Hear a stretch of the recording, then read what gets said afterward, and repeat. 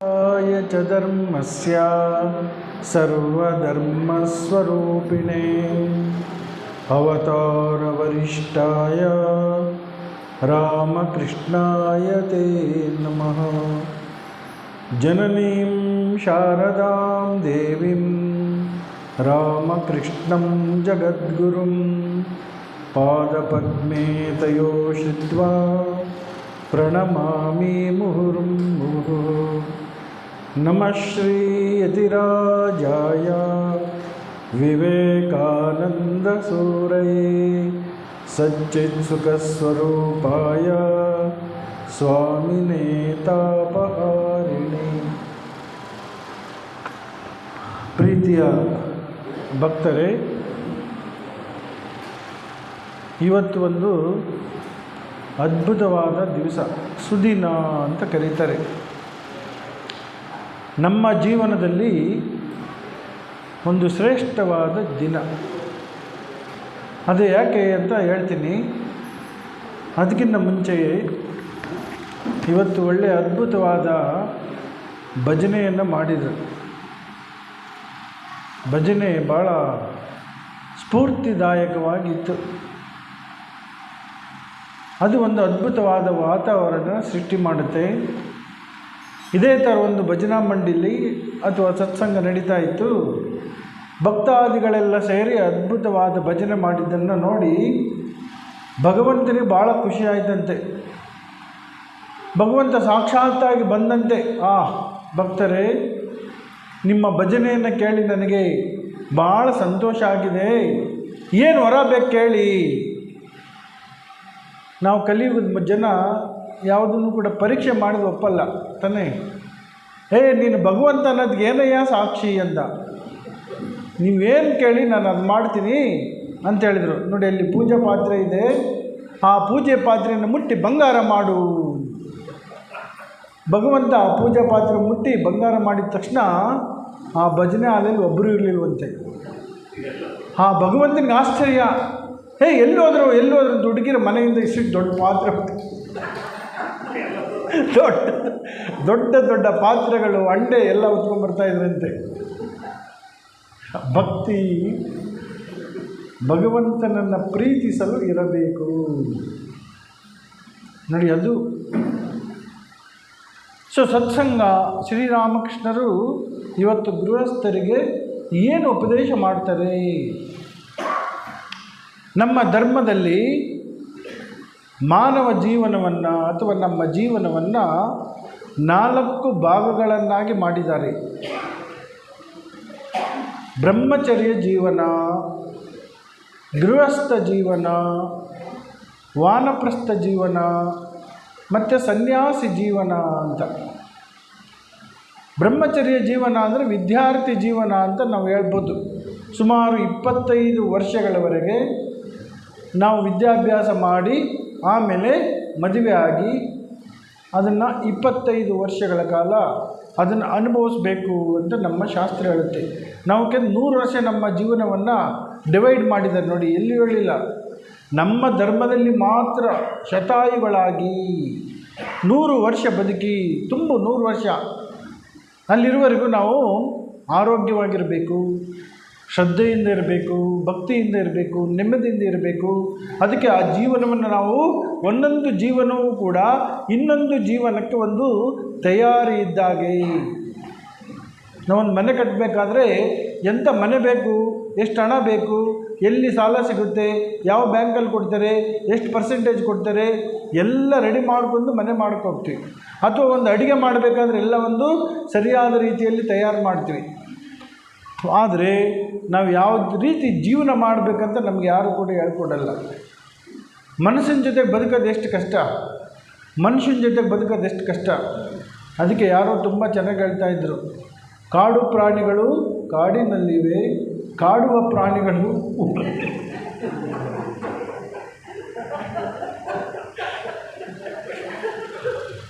ನಾವು ಮನುಷ್ಯರಾಗದೇ ಇದ್ದರೆ ಕಾಡುವ ಪ್ರಾಣಿಗಳಾಗ್ತೀವಿ. ಪ್ರಾಣಿಗಳು ಹೆಂಗೆ ಹ್ಯಾಪಿಯಾಗಿರೋಕ್ಕೆ ಬರುತ್ತೆ. ಆಹಾರ ನಿದ್ರಾ ಭಯಮೈತು ನಂಚ ಸಾಮಾನ್ಯಮೇತ ಪಶುಭಿ ನರಾಣ. ಧರ್ಮೋಧಿಕೋ ವಿಶೇಷ ಧರ್ಮೇನೇನ ಪಶುಭಿ ಸಮಾನ ಅಂತ ಹೇಳ್ಬಿಟ್ರು. ಆಹಾರ, ನಿದ್ರೆ, ಭಯ, ಮೈಥುನ. ಮೈಥುನ ಅಂದರೆ ನಾವು ಏನೆಲ್ಲ ಮಕ್ಕಳನ್ನ ಪಡ್ಕೊತೀವೋ ಅದೆಲ್ಲ, ಏನೇನು ಆನಂದ ಪಡ್ತೀವೋ ಅದೆಲ್ಲ, ಸುಖ ಸಂತೋಷ ಅಂತ ಹೇಳ್ಬೋದು. ಬರೀ ಈ 4ರಲ್ಲೇ ನಮ್ಮ ಜೀವನವನ್ನು ಕಳೀತು ಅಂತ ಹೇಳಿದರೆ ನಮಗೂ ಪ್ರಾಣಿಗಳಿಗೂ ಏನು ವ್ಯತ್ಯಾಸ ಇಲ್ಲ. ಯಾವ ಪ್ರಾಣಿಯೂ ಕೂಡ ತಮ್ಮ ಮಕ್ಕಳಿಗೆ ಹಾಲು ಸೇರಿಸಿ ನೀರು ಕೊಡ್ತಾ? ನಾವು ಹಾಲು ಬಿಟ್ಟು ನೀರು ಕೊಡ್ತೀವಿ. ಯಾವ ಪ್ರಾಣಿಯೂ ಕೂಡ ತಮ್ಮ ಮಕ್ಕಳಿಗೆ ಬಟ್ಲಲ್ಲಿ ನೀರು ಕೊಡುತ್ತಾ, ಹಾಲು ಕೊಡುತ್ತಾ? ಈಗಿನ ಎಷ್ಟೋ ತಾಯಂದಿರು ಮಕ್ಕಳಿಗೆ ಹಾಲು ಕೊಡ್ತಾ ಇಲ್ವಂತೆ. ಯಾಕೆ? ನಮ್ಮ ಸೌಂದರ್ಯ ಹಾಳಾಗುತ್ತೆ ಅಂತ. ಮತ್ತು ಅವ್ರನ್ನ ತಾಯಿ ಅಂತ ಕರೆಯೋದಂಗೆ? ಯಾವ ಆಧಾರದ ಮೇಲೆ ಅವ್ರನ್ನ ತಾಯಿ ಅಂತ ಕರೀಬೇಕು? ಯಾವ ಪ್ರಾಣಿಯೂ ಆ ಥರ ಮಾಡಲ್ಲ. ಆ ಪ್ರಾಣಿಗಳು ಎಷ್ಟು ಜವಾಬ್ದಾರಿ ತಗೊಂಡು ಮಾಡುತ್ತೆ. ನಮಗೆ ಜವಾಬ್ದಾರಿ ಬೇಡ, ಆದರೆ ಸುಖ ಬೇಕು, ಸಂತೋಷ ಬೇಕು. ಅದು ಭಾಳ ತದ್ವಿರುದ್ಧವಾದ ಒಂದು ಇದು. ಸುಖ ಬೇಕಾ? ಕಷ್ಟಪಡಬೇಕು. ಕೈ ಕೆಸರಾದರೆ ಬಾಯಿ ಮೊಸರು. ಯಾರು ಕಷ್ಟಪಡ್ತಾರೋ ಅವರು ಮಾತ್ರ ಜೀವನದಲ್ಲಿ ಸುಖವನ್ನು ಅನುಭವಿಸಬಲ್ಲರು. ಯಾರು ಕಷ್ಟಪಡಲ್ವೋ ಅವರಿಗೆ ಸುಖದ ಅನುಭವವೂ ಕೂಡ ಇಲ್ಲ.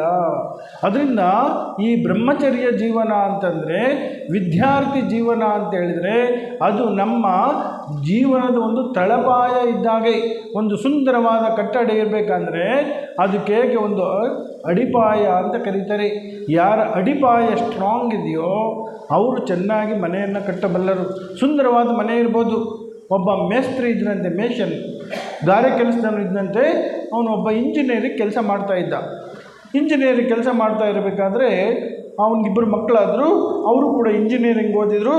ತಮ್ಮ ತಂದೆಗೆ ಹೇಳಿದ್ರಪ್ಪ, ಇನ್ಮೇಲೆ ನೀನು ಕೆಲಸಕ್ಕೆ ಹೋಗಬೇಡ, ನಾವಿಬ್ಬರು ಕೂಡ ಇಂಜಿನಿಯರ್ ಆಗಿದ್ದೀವಿ, ಸೊ ನಾವು ನಿಮ್ಮನ್ನೆಲ್ಲ ಸಾಕ್ತೀವಿ ಅಂತ ಹೇಳಿದಾಗ ಅವನು ಹೇಳಿದ, ಹೌದಪ್ಪ, ನಮ್ಮ ಇಂಜಿನಿಯರಿಗೋಸ್ಕರ ನಾನು ಒಂದು 25 ವರ್ಷ ಕೆಲಸ ಮಾಡಿದ್ದೀನಿ, ನೀವೆಲ್ಲ ಓದೋಕ್ಕೋಸ್ಕರ ಅವರೇ ಸಹಾಯ ಮಾಡಿರೋದು, ನಾವೆಲ್ಲ ಬದುಕಬೇಕಾದ್ರೆ ಅವರೇ ಕಾರಣ.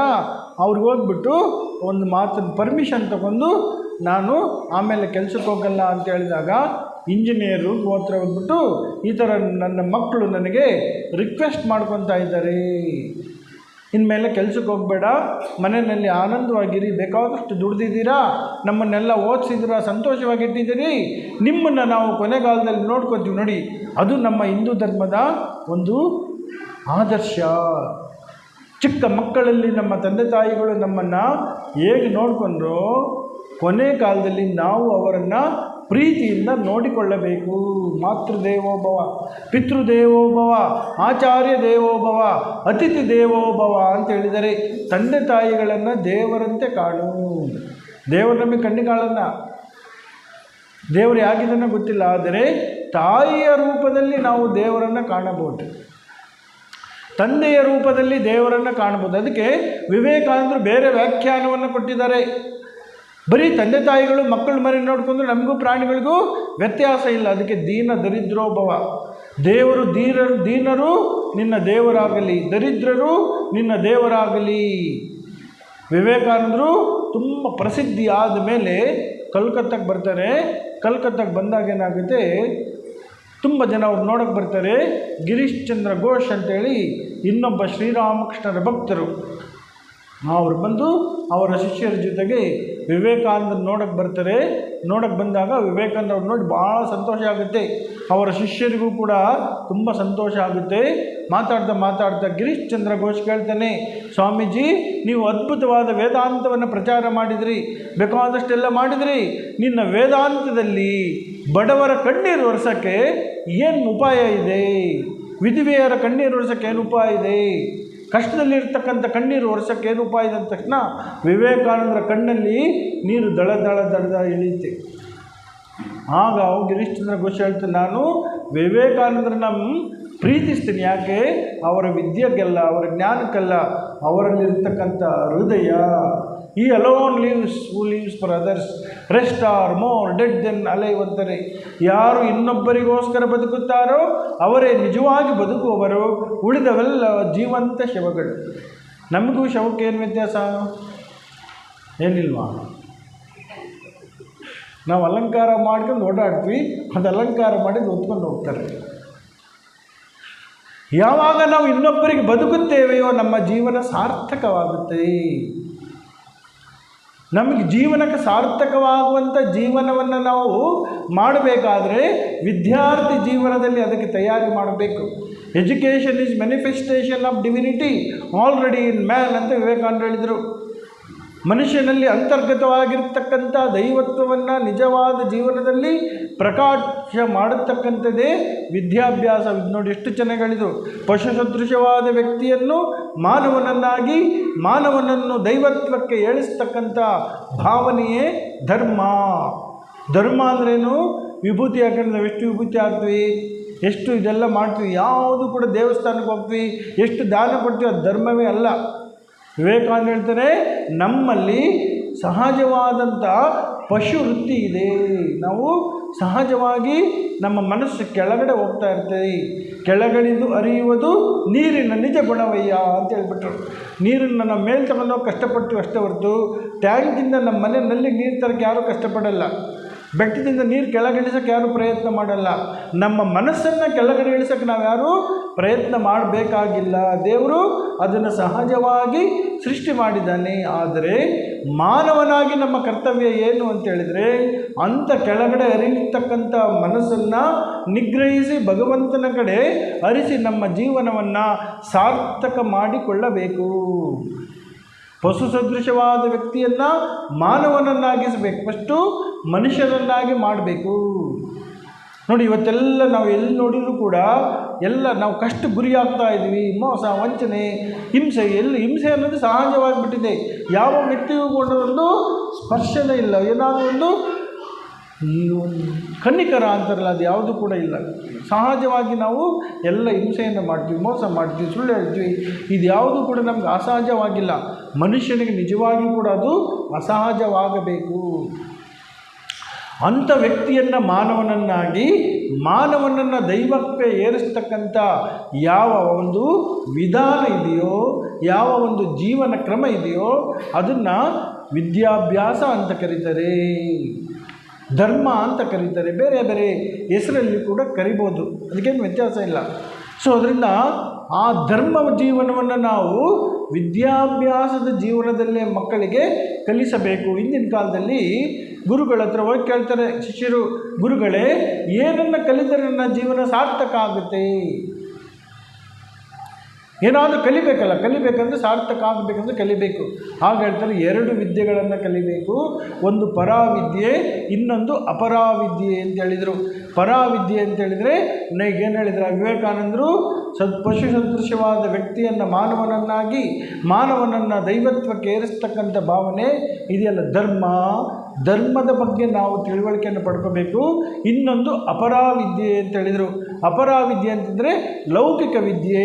ಯಾವ ವಿದ್ಯೆಯಿಂದ ನಾವು ಹಣವನ್ನು ಗಳಿಸ್ಬೋದು, ಬೇಕಾದಷ್ಟು ಕಂಫರ್ಟನ್ನು ಪಡ್ಕೋಬೋದು, ಸಮಾಜದಲ್ಲಿ ಒಂದು ಸ್ಥಿತಿಯನ್ನು ಪಡ್ಕೋಬೋದು. ಇದೆಲ್ಲವೂ ಕೂಡ ಬೇಕಿದೆ. ಯಾವುದನ್ನು ಕೂಡ ಅನುಭವಿಸೋದು ಬೇಡ ಅಂತೇಳಿಲ್ಲ, ಓದೋದು ಬೇಡ ಅಂತೇಳಿಲ್ಲ, ಅದನ್ನು ಪಡ್ಕೊಳೋದು ಬೇಡ ಅಂತೇಳಿಲ್ಲ. ಆದರೆ ಅದನ್ನು ಪಡೆಯುವ ರೀತಿ, ಅನುಭವಿಸುವ ರೀತಿ ಅದೇನು ಮಾಡುತ್ತೆ, ನಮ್ಮನ್ನು ಉನ್ನತ ಮಟ್ಟಕ್ಕೆ ಏರಿಸ್ತದೆ. ಅದಕ್ಕೆ ಜೀವನವನ್ನು 4 ಭಾಗ ಮಾಡಿದ್ದಾರೆ. ವಿದ್ಯಾರ್ಥಿ ಜೀವನ, ಬ್ರಹ್ಮಚರ್ಯ ಜೀವನ, ಆಮೇಲೆ ಮದುವೆ ಆದಮೇಲೆ ಅದನ್ನು ಕೂಡ ಅರ್ಥಪೂರ್ಣವಾಗಿ ಬದುಕಿ. ಮದುವೆ ಅದರಲ್ಲೊಂದು ಲೈಸೆನ್ಸ್ ಅಲ್ಲ, ನಾವು ಕೆಟ್ಟದ್ದೆಲ್ಲ ಮಾಡೋಕ್ಕೆ. ನಿಗ್ರಹವಾದ ಜೀವನವನ್ನು ಮಾಡಬೇಕು. ಗೃಹಸ್ಥಾಶ್ರಮ, ಜ್ಯೇಷ್ಠಾಶ್ರಮ ಅಂತ ಕರೆದರು. ಒಬ್ಬರು ರಾಜ ಇದ್ದಂತೆ, ಆ ರಾಜನಿಗೆ ಒಂದು ದೊಡ್ಡ ಸಂಶಯ, ಸನ್ಯಾಸಿಗಳು ದೊಡ್ಡವರು, ಸಂಸಾರಿಗಳು ದೊಡ್ಡವರು. ಈಗ ನಾನು ನಿಮಗೆ ಪ್ರಶ್ನೆ ಮಾಡ್ತೀನಿ. ಸೊ ಈಗ ನೀವೇನು ಹೇಳ್ತೀರಾ? ಸನ್ಯಾಸಿಗಳು ದೊಡ್ಡವನ್ನ ಎಷ್ಟು ಜನ ಕೈ ಎತ್ತಿ? ಕರೆಕ್ಟ್, ನೀವೆಲ್ಲ ಗೃಹಸ್ಥರಿಗೆ ಹೇಳೋಕ್ಕೆ ಇಲ್ಲ. ಯಾಕಂದರೆ ನಂದು ಒಂದೇ ಓಟು, ನಿಮ್ಮದು 1:100, ನೋ ಪ್ರಾಬ್ಲಮ್.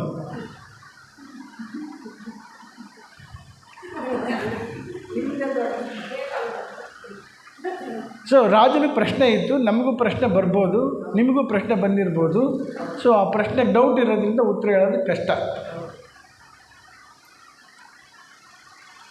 ಓಕೆ, ಆ ರಾಜನಿಗೆ ಪ್ರಶ್ನೆ ಇದ್ದಾಗ ಯಾರೇ ಸನ್ಯಾಸಿಗಳು ಬಂದರೆ ಇದೇ ಪ್ರಶ್ನೆ ಹೇಳೋನು.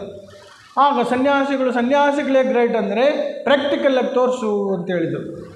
ಯಾರು ಕೂಡ ಪ್ರಾಕ್ಟಿಕಲಾಗಿ ತೋರ್ಸೋಕ್ಕೆ ಬರ್ತಾ ಇರಲಿಲ್ಲ. ನಿನಗೆ ಗೊತ್ತಿಲ್ಲದೆ ಸನ್ಯಾಸಿ ಆಗಿದೆ ಅಂತೇಳಿ ಅವನಿಗೆ ಮದುವೆ ಮಾಡಿಸಿ ಗೃಹಸ್ಥನ ಮಾಡಿ ಕಳ್ಸೋಣ. ಕೆಲವರು ಪಂಡಿತರು ಬರೋರು ಗೃಹಸ್ಥರು, ಅವ್ರು ಹೇಳೋರು ಗೃಹಸ್ಥ ಆಶ್ರಮವೇ ಶ್ರೇಷ್ಠ ಅಂತ ತೋರಿಸು. ಪಾಪ ಅವ್ರಿಗೂ ತೋರ್ಸೋಕ್ಕಾಗ್ತಿರ್ಲಿಲ್ಲ, ಅವ್ರನ್ನ ಸನ್ಯಾಸಿ ಮಾಡಿ ಅವ್ರು ಬಂದರು ಇವರು ಬಂದರು ಅವ್ರಿಗೆ ಎಲ್ಲ ಎಕ್ಸ್ಚೇಂಜ್ ಮಾಡಿ ಕಳ್ಸೋನು. ಒಂದು ದಿವಸ ಅವನ ಮಗಳಿಗೆ ಅಥವಾ ಬೇರೆ ಏನಾಗಿದೆ, ಒಬ್ಬ ಸನ್ಯಾಸಿ ಬರ್ತಾನೆ. ಆ ಸನ್ಯಾಸಿ ಬಂದಾಗ ಇದೇ ಪ್ರಶ್ನೆ ಮಾಡ್ತಾನೆ. ಆಗ ಸನ್ಯಾಸಿ ಅದ್ಭುತವಾದ ಉತ್ತರ ಹೇಳ್ತಾನೆ, ಹೇ ರಾಜ, ಈ ಜಗತ್ತಿನಲ್ಲಿ ಸನ್ಯಾಸಿಗಳು ಗ್ರೇಟ್ ಅಲ್ಲ, ಸಂಸಾರಿಗಳು ಗ್ರೇಟ್ ಅಲ್ಲ, ಅವರವರ ಸ್ಥಾನದಲ್ಲಿ ಅವರವರು ಶ್ರೇಷ್ಠರು. ತೋರಿಸು ಅಂದ. ಅರಮನೆ ಕೂತ್ಕೊಂಡು ತೋರ್ಸಕ್ಕೆ ಬರಲ್ಲ ಇದು, ನೀನು ನಿಜವಾಗಿ ನೋಡಬೇಕಾ, ನನ್ನ ಹಿಂದೆ ಬಾ, ನಾನು ಪರಿವ್ರಾಜಕ ಸನ್ಯಾಸಿ. ಪರಿವ್ರಾಜಕ ಸನ್ಯಾಸಿ ಅಂದರೆ ಒಂದು ಕಡೆ ಇರಲ್ಲ, ಹೋಗ್ತಾ ಇರ್ತೀನಿ. ಅದಕ್ಕೆ ಭಗವಂತ ಯಾವಾಗ ಅವಕಾಶ ಮಾಡಿಕೊಡ್ತಾನೋ ನೋಡೋಕ್ಕೆ ಆವಾಗ ತೋರಿಸ್ತೀನಿ ಅಂಥೇಳಿ ಪಾಪ ರಾಜನಿಗೆ ತಿಳಿದುಕೊಳ್ಬೇಕೆಂಬ ಹಂಬಲ ಇದ್ದದ್ರಿಂದ ಏನು ಮಾಡಿದ, ಅವನಿಂದ ಹೊರಟೋದ, ರಾಜ್ಯ ಎಲ್ಲ ಬಿಟ್ಟು. ನೋಡಿ, ಅದೇ ಹಂಬಲ ಅಂತೇಳಿದರೆ ನಾವು ತಿಳಿದುಕೊಳ್ಳಬೇಕೆಂಬ ಹಂಬಲ, ಆಸೆ ಯಾವಾಗ ಬರುತ್ತೋ ಆಗ ನಾವೆಲ್ಲ ತ್ಯಾಗಕ್ಕೆ ಸಿದ್ಧರಾಗಿರ್ತೀವಿ. ಅಷ್ಟು ಸಿಂಪಲ್. ನಾವು ಏನು ಪಡೆಯೋಕ್ಕೂ ಸಿದ್ಧರಾಗಿರ್ತೀವಿ. 25 ವರ್ಷ ನಮ್ಮ ಮಕ್ಕಳೆಲ್ಲ ನಮ್ಮ ಜೊತೆ ಬೆಳೀತಾರೆ, ಯಾರನ್ನೋ ಪ್ರೀತಿಸಿ ಹೊರಟೇ ಹೋಗ್ತಾರೆ. ಅಮ್ಮನ್ನು ಬಿಡೋಕ್ಕೆ ಕಷ್ಟ ಆಗಲ್ಲ, ಅಪ್ಪನ್ನು ಬಿಡೋಕ್ಕೆ ಕಷ್ಟ ಆಗಲ್ಲ, ಮನೆ ಮಠ ಬಿಡೋಕ್ಕೆ ಕಷ್ಟ ಆಗಲ್ಲ, ಬಂಧುಗಳು ಬಿಡೋಕ್ಕೆ ಕಷ್ಟ ಆಗಲ್ಲ, ಯಾರನ್ನೂ ಬಿಡೋಕ್ಕೆ ಕಷ್ಟ ಆಗಲ್ಲ. ಯಾಕೆ? ಆ ಪ್ರೀತಿ ಎಲ್ಲೋಯ್ತು, ಇಲ್ಲಿ ತ್ಯಾಗ ಪ್ರಾರಂಭ ಆಯಿತು. ತ್ಯಾಗ ಅನ್ನೋದು ಸಹಜವಾದದ್ದು. ಯಾರು ಕೂಡ, ನಮ್ಮೆಲ್ಲರೂ ಕೂಡ ತ್ಯಾಗ ಇದೆ, ಯಾರಲ್ಲಿ ತ್ಯಾಗ ಇಲ್ಲ ಅಂತಲ್ಲ. ಆದರೆ ಯಾವುದಕ್ಕೆ ತ್ಯಾಗ ಮಾಡಬೇಕು, ಯಾವಾಗ ಮಾಡಬೇಕು ಅನ್ನೋದನ್ನು ತಿಳಿದುಕೊಂಡು ತ್ಯಾಗ ಮಾಡೋದಿದೆಯಲ್ಲ, ಅದು ಶ್ರೇಷ್ಠವಾದದ್ದು. ಸ್ವಾರ್ಥಕ್ಕೋಸ್ಕರ ನಾವೇನು ಬೇಕಾದ್ರೂ ತ್ಯಾಗ ಮಾಡೋಕ್ಕೆ ರೆಡಿ ಇದ್ವಿ. ನಾವೆಲ್ಲರೂ ಕೂಡ ಏನೇನೋ ತ್ಯಾಗ ಮಾಡಿ ಇಲ್ಲಿ ಬಂದಿರೋದು. ಯಾರು ಕೂಡ ನಿಸ್ವಾರ್ಥದಿಂದ ಬಂದಿಲ್ಲ. ಜೀವನ ಬಂದಂಗೆ ಯಾರೂ ಕೂಡ ಸ್ವೀಕಾರ ಮಾಡಲ್ಲ. ಸೊ ಅದನ್ನು ತಿಳ್ಕೊಬೇಕು ಅಂತೇಳಿ ಬರ್ತಾ ಇರ್ಬೇಕಾದ್ರೆ ಇನ್ನೊಂದು ರಾಜ್ಯಕ್ಕೆ ಬಂದರು. ಆ ರಾಜ್ಯದಲ್ಲಿ ಆ ರಾಜಕುಮಾರಿಯ ಸ್ವಯಂವರ ನಡೀತಾ ಇತ್ತು. ಸ್ವಯಂವರ ಅಂತೇಳಿದರೆ 106 ರಾಜಕುಮಾರರು ಬರ್ತಾರೆ. ಈ ಥರ ಒಂದು ದೊಡ್ಡ ಹಾಲ್ ಇರುತ್ತೆ. ಅಲ್ಲಿ ಈ ರಾಜಕುಮಾರರಿಗೆಲ್ಲ ಅವಳು ತನ್ನ ಗಂಡನನ್ನು ತಾನೇ ಸ್ವೀಕಾರ ಮಾಡೋದು ಅಥವಾ ಆರಿಸಿಕೊಳ್ಳತಕ್ಕಂಥದ್ದು. ತನ್ನ ಗಂಡನನ್ನು ನೋಡಿ ಆಗಲೂ ಕೂಡ ಇತ್ತು. ಆದರೆ ಆಗಿನ ಹೆಣ್ಣುಮಕ್ಕಳಿಗೂ ಈಗಿನ ಹೆಣ್ಣುಮಕ್ಕಳಿಗೂ ಗಂಡು ಮಕ್ಕಳಿಗೂ ಏನು ವ್ಯತ್ಯಾಸ ಅಂದರೆ, ಅವರಿಗೆ ನನಗೆ ಎಂಥ ಗಂಡ ಬೇಕು, ನನ್ನ ಯೋಗ್ಯತೆ ಏನು, ಅದನ್ನೆಲ್ಲ ತಿಳಿದುಕೊಂಡು ಅದಕ್ಕೆ ಸರಿಯಾದ ಯೋಗ್ಯ ವರನನ್ನು ಆರಿಸಿಕೊಳ್ಳತಕ್ಕಂಥ ಒಂದು ಸಾಮರ್ಥ್ಯ ಇತ್ತು. ಇವತ್ತು ಕೂಡ ನಮ್ಮ ಮಕ್ಕಳಿಗೆ ಅದನ್ನು ತಿಳಿಸ್ಕೊಡ್ತು ಅಂತೇಳಿದರೆ ನಾವು ಅವ್ರನ್ನ ಯಾರನ್ನೂ ಮದುವೆ ಆದರೂ ಪ್ರಾಬ್ಲಮ್ಮೇ ಇಲ್ಲ. ಯಾಕೆ? ಅವ್ರಿಗೆ ಗೊತ್ತಿದೆ ನಮಗೆ ಎಂಥವ್ರು ಬೇಕು ಅಂತ. ಸುಮ್ಮನೆ ಒಂದು ಆಕರ್ಷಣೆಯಿಂದ, ಯಾವುದೋ ಒಂದು ಆಸೆಯಿಂದ, ಯಾವುದೋ ಒಂದು ದುರ್ಬಲತೆಯಿಂದ ನಾವು ಹೋಗಿ ಪ್ರೀತಿ ಪ್ರೇಮ ಅಂತ ಮಾಡೋಕ್ಕೋದ್ರೆ ನಮ್ಮ ಜೀವನ ಏನಾಗುತ್ತೆ, ಹಾಳಾಗುತ್ತೆ, ನಷ್ಟವಾಗುತ್ತೆ, ವ್ಯರ್ಥವಾಗುತ್ತೆ. ಆ ವ್ಯರ್ಥವಾಗದೆ ಜೀವನವನ್ನು ಮಾಡಬೇಕಂದ್ರೆ ಅದಕ್ಕೆ ಸರಿಯಾದ ತರಬೇತಿ ಬೇಕು. ಈ ಇಬ್ಬರು ಬರ್ತಾ ಇದ್ದಾರೆ, ಆ ಸ್ವಯಂವರ ನಡೆದಿದೆ. ಇವರೇನು ಸ್ವಯಂವರದಲ್ಲಿ ಭಾಗವಹಿಸೋಕ್ಕೆ ಹೋಗಿರಲಿಲ್ಲ, ಸ್ವಯಂವರವನ್ನು ನೋಡೋಕ್ಕೆ ಹೋಗಿದ್ರಷ್ಟೇ. ಒಂದು ಮೂಲೆಯಲ್ಲಿ ಕೂತ್ಕೊಂಡು ನೋಡ್ತಾ ಇದ್ದಾರೆ. ಯಾರು? ಸನ್ಯಾಸಿ ಮತ್ತು ರಾಜ ಇಬ್ಬರು ನೋಡ್ತಾ ಇರಬೇಕಾದ್ರೆ ಆ ರಾಜಕುಮಾರಿ ಎಲ್ಲರನ್ನು ಪರೀಕ್ಷೆ ಮಾಡ್ಕೊಂಬಂದ್ಲು. ನೀನು ಯಾವ ರಾಜ, ನಿನ್ನ ವಯಸ್ಸೆಷ್ಟು, ನಿನ್ನ ಸಾಮರ್ಥ್ಯ ಏನು, ನಿನ್ನ ವಿದ್ಯೆ ಏನು, ನಿನ್ನ ಯೋಗ್ಯತೆ ಏನು, ಎಲ್ಲರನ್ನೂ ಕೂಡ ರಿಜೆಕ್ಟ್ ಮಾಡ್ಕೊಂಬಂದ್ಲು ಅವಳು. ಎಷ್ಟೋ ಸರಿ ಆಗಿದೆ, ಆದರೆ ಯಾವ ಸರಿನೂ ಕೂಡ ಗಂಡನ್ನು ಅವಳು ಸೆಲೆಕ್ಟ್ ಮಾಡ್ಕೊಂಡಿಲ್ಲ. ನೋಡಿ, ಆಗಿದೆ ಒಂದು ಎಕ್ಸಾಂಪಲ್ಲು ಸತಿ ಸಾವಿತ್ರಿ ಅಂತ ಒಂದು ಕಥೆ ಇದೆ. ಆ ಸಾವಿತ್ರಿಗೂ ಕೂಡ ಇದೇ ಥರ ಸ್ವಯಂವರದಲ್ಲಿ ಎಷ್ಟು ಸರಿಯಾದರೂ ಕೂಡ ಅವಳು ಒಪ್ಕೊಳ್ಳೋದೇ ಇಲ್ಲ. ಕೊನೆಗೆ ಒಬ್ಬ ಸತ್ಯವಾಹನ ಅಂತ ಬರ್ತಾನೆ, ಅವಳನ್ನ ಒಪ್ಕೊಂತಾನೆ. ಆಗ ನಾರದರು ಬಂದು ಹೇಳ್ತಾರೆ, ಅವರ ತಂದೆ ಹತ್ರ ಹೇಳ್ತಾರೆ, ನೋಡು ಸಾವಿತ್ರಿ ಒಬ್ಬ ವರನನ್ನು ಒಪ್ಕೊಂಡಿದ್ದಾರೆ, ಆದರೆ ಅವನ ಆಯಸ್ಸು 1 ವರ್ಷ. ಆಗ ತಂದೆ ಮಗಳನ್ನು ಕರೆದು ಹೇಳ್ತಾನೆ, ಮಗು ನೀನೇನು ಒಪ್ಕೊಂಡು ಭಾಳ ಸಂತೋಷ, ಆದರೆ ಈಗ ಗೊತ್ತಾಗ್ತಾ ಇದೆ ಅವನ ಆಯಸ್ಸು ಒಂದೇ ವರ್ಷ ಅಂತೆ, ನಿನ್ನ ಮನಸ್ಸನ್ನು ಬದಲಾಯಿಸಿ ಬೇರೆ ವ್ಯಕ್ತಿಯನ್ನು ನೀನು ಸೆಲೆಕ್ಟ್ ಮಾಡ್ಕೊಮ್ಮ, ನೀನು ಚೆನ್ನಾಗಿ ಬದುಕಬೇಕು ಅಂತ ನಮ್ಮ ಆಸೆ ಎಂದಾಗ ಅವಳು ಹೇಳ್ತಾಳೆ, ಒಂದು ಸರಿ ನಾನು ಸೆಲೆಕ್ಟ್ ಮಾಡಿದರೆ ಅವನು ಒಂದೇ ದಿವಸ ಬದುಕಿದ್ರು ಅಷ್ಟೇ, ಒಂದು ವರ್ಷ ಬದುಕಿದ್ರು ಅಷ್ಟೇ, ನನ್ನ ನಿಷ್ಠೆ ಅವನಲ್ಲಿ ಮಾತ್ರ ಅಂದಾಗ ಕೊನೆಗೆ ಸಾವಿತ್ರಿ ಯಮನನ್ನು ಗೆದ್ದು ದೀರ್ಘಾಯುಸ್ಸನ್ನು ಪಡಿತಾಳೆ. ಆ ನಿಷ್ಠೆ ಇರಬೇಕು, ಆ ಶ್ರದ್ಧೆ ಇರಬೇಕು, ಆ ವಿಶ್ವಾಸ ಇರಬೇಕು. ಆಗೇನಾಗುತ್ತೆ, ನಾವೇನೇ ಕೆಲಸ ಮಾಡಿದರೂ ಕೂಡ ಅದರಲ್ಲಿ ನಮಗೆಂದು ಪರಿಪೂರ್ಣತೆ ಬರುತ್ತೆ, ಸಾರ್ಥಕತೆ ಬರುತ್ತೆ. ಅದೇ ರೀತಿ ಹೆಣ್ಮಗಳೆಲ್ಲ ರಿಜೆಕ್ಟ್ ಮಾಡಿ ಈ ಮೂಲೆಯಲ್ಲಿ ನಿಂತಿರ್ತಕ್ಕಂಥ ಸನ್ಯಾಸಿಯನ್ನು ನೋಡ್ತಾಳೆ. ತುಂಬ ಯುವಕ, ತಪಸ್ವಿ, ತೇಜಸ್ವಿ. ಅವಳಿಗೆ ಅನ್ನಿಸ್ತು ಇವನೇ ನನಗೆ ಸರಿಯಾದ ವರ ಅಂಥೇಳಿ ಹಾರ ತಗೊಂಡೋಗಿ ಸನ್ಯಾಸಿಗೆ ಹಾಕಿದ್ರು. ಈ ಸನ್ಯಾಸಿ ಏನು ಮಾಡ್ತಿದ್ದೀನಿ ನೀನು, ನಾನೆಲ್ಲ ಬಿಟ್ಟು ಬಂದನು ಅಂತೇಳಿ ಹಾರ ಬಿಸಾಕಿ ಹೊರಟೇ ಹೋದ. ಆಗ ಈ ಸೇವಕರೆಲ್ಲ ಹಿಡ್ಕೊಂಬರ್ತಾರೆ.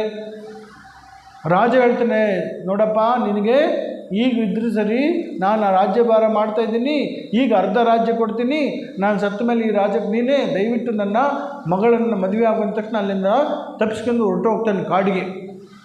ಆದರೆ ಈ ರಾಜಕುಮಾರಿಯೂ ಕೂಡ ಅವನೇ ಬೇಕು ಅಂತ ಕಾಡೆ ಹೋಗ್ತಾಳೆ. ಅವ್ರ ಕಾಡು ಗೊತ್ತಿರುತ್ತೆ, ತಪ್ಪಿಸ್ಕೊಂಡ್ಬಿಡ್ತಾಳೆ. ಹೋಗ್ತಾ ಹೋಗ್ತಾ ಸಂಜೆ ಆಗೋಷ್ಟೊತ್ತಿಗೆ ಏನೋ ಆಗಿ 3 ಜನನೂ ಕೂಡ ಒಂದೇ ಮರದ ಕೆಳಗಡೆ ಬರ್ತಾರೆ. ಒಂದೇ ಮರದ ಕೆಳಗಡೆ ಬಂದಾಗ ಏನಾಗುತ್ತೆ, ಆ ಮರದ ಮೇಲೆ ಒಂದು ಪಕ್ಷಿ ಇರುತ್ತೆ, ಸಂಸಾರ, ಸಣ್ಣ ಪಕ್ಷಿಯ ಸಂಸಾರ. ಆಗ ಗಂಡು ಪಕ್ಷಿ, ಹೆಣ್ಣು ಪಕ್ಷಿ ಮತ್ತು 2 ಮಕ್ಕಳು, 4 ಜನದ ಒಂದು ಚಿಕ್ಕ ಕುಟುಂಬ ಇರುತ್ತೆ.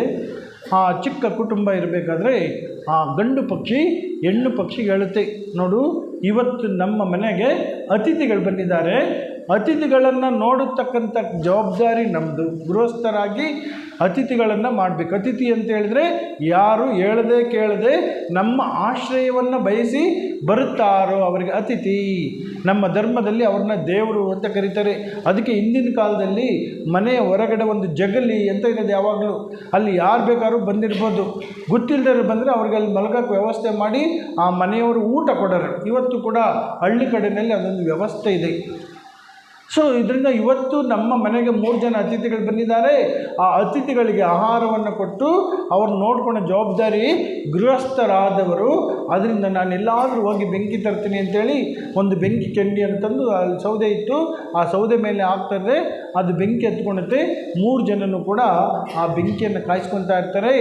ಆಗ ಗಂಡು ಪಕ್ಷಿ ಹೇಳುತ್ತೆ, ನಮ್ಮ ಮನೆಯಲ್ಲಿ ನಮ್ಮ ಶರೀರ ಬಿಟ್ಟರೆ ನಮ್ಮ ಅತಿಥಿಗಳಿಗೆ ಕೊಡೋಕ್ಕೇನಿಲ್ಲ, ಅದರಿಂದ ನಾನು ಆ ಬೆಂಕಿಯಲ್ಲಿ ಬಿದ್ದು ಆಹುತಿ ಆಗ್ತೀನಿ. ಯಾರಾದರೂ ಸರಿ ಒಬ್ಬರಾದರೂ ತಮ್ಮ ಊಟವನ್ನು ಸ್ವಲ್ಪವಾದರೂ ಕೂಡ ಪರಿಹರಿಸ್ಕೋಬೋದು ಅಂತೇಳಿ ಪಕ್ಷಿ ಅದರಲ್ಲಿ ಬೀಳುತ್ತೆ. ಆಗ ಹೆಂಡತಿ ಹೇಳುತ್ತೆ ನನ್ನ ಮಕ್ಕಳಿಗೆ, ನೋಡಪ್ಪ ನಿಮ್ಮ ತಂದೆ ಒಂದು ಒಳ್ಳೆ ಕಾರ್ಯವನ್ನು ಪ್ರಾರಂಭ ಮಾಡಿದರೆ, ಆ ಸಣ್ಣ ಪಕ್ಷಿ 3 ಜನಕ್ಕೆ ಏನು ಸಾಕಾಗುತ್ತೆ, ನಿಮ್ಮ ತಂದೆ ಪ್ರಾರಂಭ ಮಾಡಿದಂಥ ಕೆಲಸವನ್ನು ಮುಗಿಸ್ತಕ್ಕಂಥ ಜವಾಬ್ದಾರಿ ತಮ್ಮ ಮಕ್ಕಳು, ತನ್ನ ತಾಯಿದು. ಸೊ ನನ್ನ ಗಂಡ ಏನು ಮಾಡಿದನೋ ನಾನು ಕೂಡ ಆಹುತಿನೇ ಆಗ್ತೀನಿ ಅಂತೇಳಿ ಅದು ಕೂಡ ಆಹುತಿ ಆಗುತ್ತೆ. ಯಾರು, ಹೆಣ್ಣು ಪಕ್ಷಿ. ಆಗ ತನ್ನ 2 ಮಕ್ಕಳು ಯೋಚನೆ ಮಾಡ್ತಾರೆ, ಈ 4 ಜನಕ್ಕೆ 3 ಜನಕ್ಕೆ 2 ಪಕ್ಷಿಗಳೇನು ಸಾಕಾಗುತ್ತೆ, ಈಗ ನಮ್ಮ ತಂದೆ ತಾಯಿಗಳು ಯಾವ ಒಂದು ಒಳ್ಳೆಯ ಕಾರ್ಯವನ್ನು ಪ್ರಾರಂಭಿಸಿದಾರೋ ಅದನ್ನು ನಾವು ಪೂರ್ಣಯಿಸ್ತಕ್ಕಂಥದ್ದು ನಮ್ಮ ಜವಾಬ್ದಾರಿ ಅಂತ ಹೇಳ್ಬಿಟ್ಟು ಅದರಲ್ಲಿ 4 ಪಕ್ಷಿಗಳು ಕೂಡ ಬಿದ್ದು ಆತ್ಮಹತ್ಯೆಯನ್ನು ಮಾಡ್ಕೊಂಡಾಗ ಸನ್ಯಾಸಿ ಹೇಳ್ತಾರೆ, ರಾಜ ಈಗ ನಿನ್ನ ಕಣ್ಮುಂದೆ 2 ಆದರ್ಶಗಳಿದೆ. ನೀನು ಸನ್ಯಾಸಿ ಆಗಬೇಕು ಅಂತೇಳಿದರೆ ನೋಡು, ನಾನಾಗದೆ ನನಗೆ ರಾಜಕುಮಾರಿ ಮದುವೆ ಆಗ್ತೀನಿ ಅಂತ ಬಂದು ಅರ್ಧ ರಾಜ್ಯ ಬೇಕು ಅಂತ ಬಂದರು, ಏನೆಲ್ಲ ಟೆಂಪ್ಟೇಷನ್ ಮಾಡಿದರೂ ಕೂಡ ನಾನು ಅದನ್ನೆಲ್ಲ ರಿಜೆಕ್ಟ್ ಮಾಡಿ ಬಂದೆ. ಸನ್ಯಾಸಿ ಆಗಂಗಿದ್ರೆ ಈ ಥರ ಇರು. ನೀನೇನಾದರೂ ಗೃಹಸ್ಥನಾಗಬೇಕು ಅಂತ ಆಸೆ ಇದ್ದರೆ ಈ ಪಕ್ಷಿಗಳಾಗೆ ನಿರಂತರವಾಗಿಯೂ ತ್ಯಾಗ ಜೀವನವನ್ನು ಮಾಡಿ ಇನ್ನೊಬ್ಬರಿಗೋಸ್ಕರ ಬದುಕು. ಆಗ ನಿನ್ನ ಜೀವನ ಸಾರ್ಥಕ ಆಗುತ್ತೆ. ಈ ರೀತಿ ಬದುಕಿದರೆ ಯಾರ ಜೀವನವೂ ಶ್ರೇಷ್ಠವಲ್ಲ, ಯಾವ ಜೀವನವೂ ಕನಿಷ್ಠವಲ್ಲ. ನಾವು ಯಾವ ಯಾವ ಕ್ಷೇತ್ರದಲ್ಲಿದ್ದೇವೆಯೋ ಆಯಾ ಕ್ಷೇತ್ರದಲ್ಲಿ ನಮ್ಮನ್ನು ನಾವು ಉನ್ನತೀಕರಣ ಮಾಡಲು ಪ್ರಯತ್ನಿಸಬೇಕು. ಉನ್ನತೀಕರಣ ಅಂದರೆ ಅಪ್ಗ್ರೇಡಿಂಗ್ ಅಂತ ಕರಿತಾರೆ. ನಮ್ಮ ಮೊಬೈಲು ನೋಡಿ, ಫಸ್ಟು ಸಣ್ಣ ಸೆಟ್ ಬಂತು, ಒಳ್ಳೇದು ಬಂದ ತಕ್ಷಣ ಅದನ್ನು ರಿಜೆಕ್ಟ್ ಮಾಡಿ ಹೊಸದು ತೊಗೊಂಡ್ವಿ. ಈಗ ಎಲ್ಲರಿಗೂ ಕೂಡ ಆಪಲ್ ಫೋನ್ ಬೇಕು. ಅದೇನು ತಪ್ಪಲ್ಲ. ನಾವು ಹಣ ಗಳಿಸಿದ್ರೆ ತಗೊಂಡದೇನು ತಪ್ಪಲ್ಲ. ಅದೇ ರೀತಿ ನಮ್ಮ ಜೀವನವನ್ನು ಕೂಡ ಪಶು ಸದೃಶವಾದ ಜೀವನವನ್ನು ನಾವು ಮಾನವರಾಗಿ ಬದುಕೋದನ್ನು ಕಲಿಬೇಕು.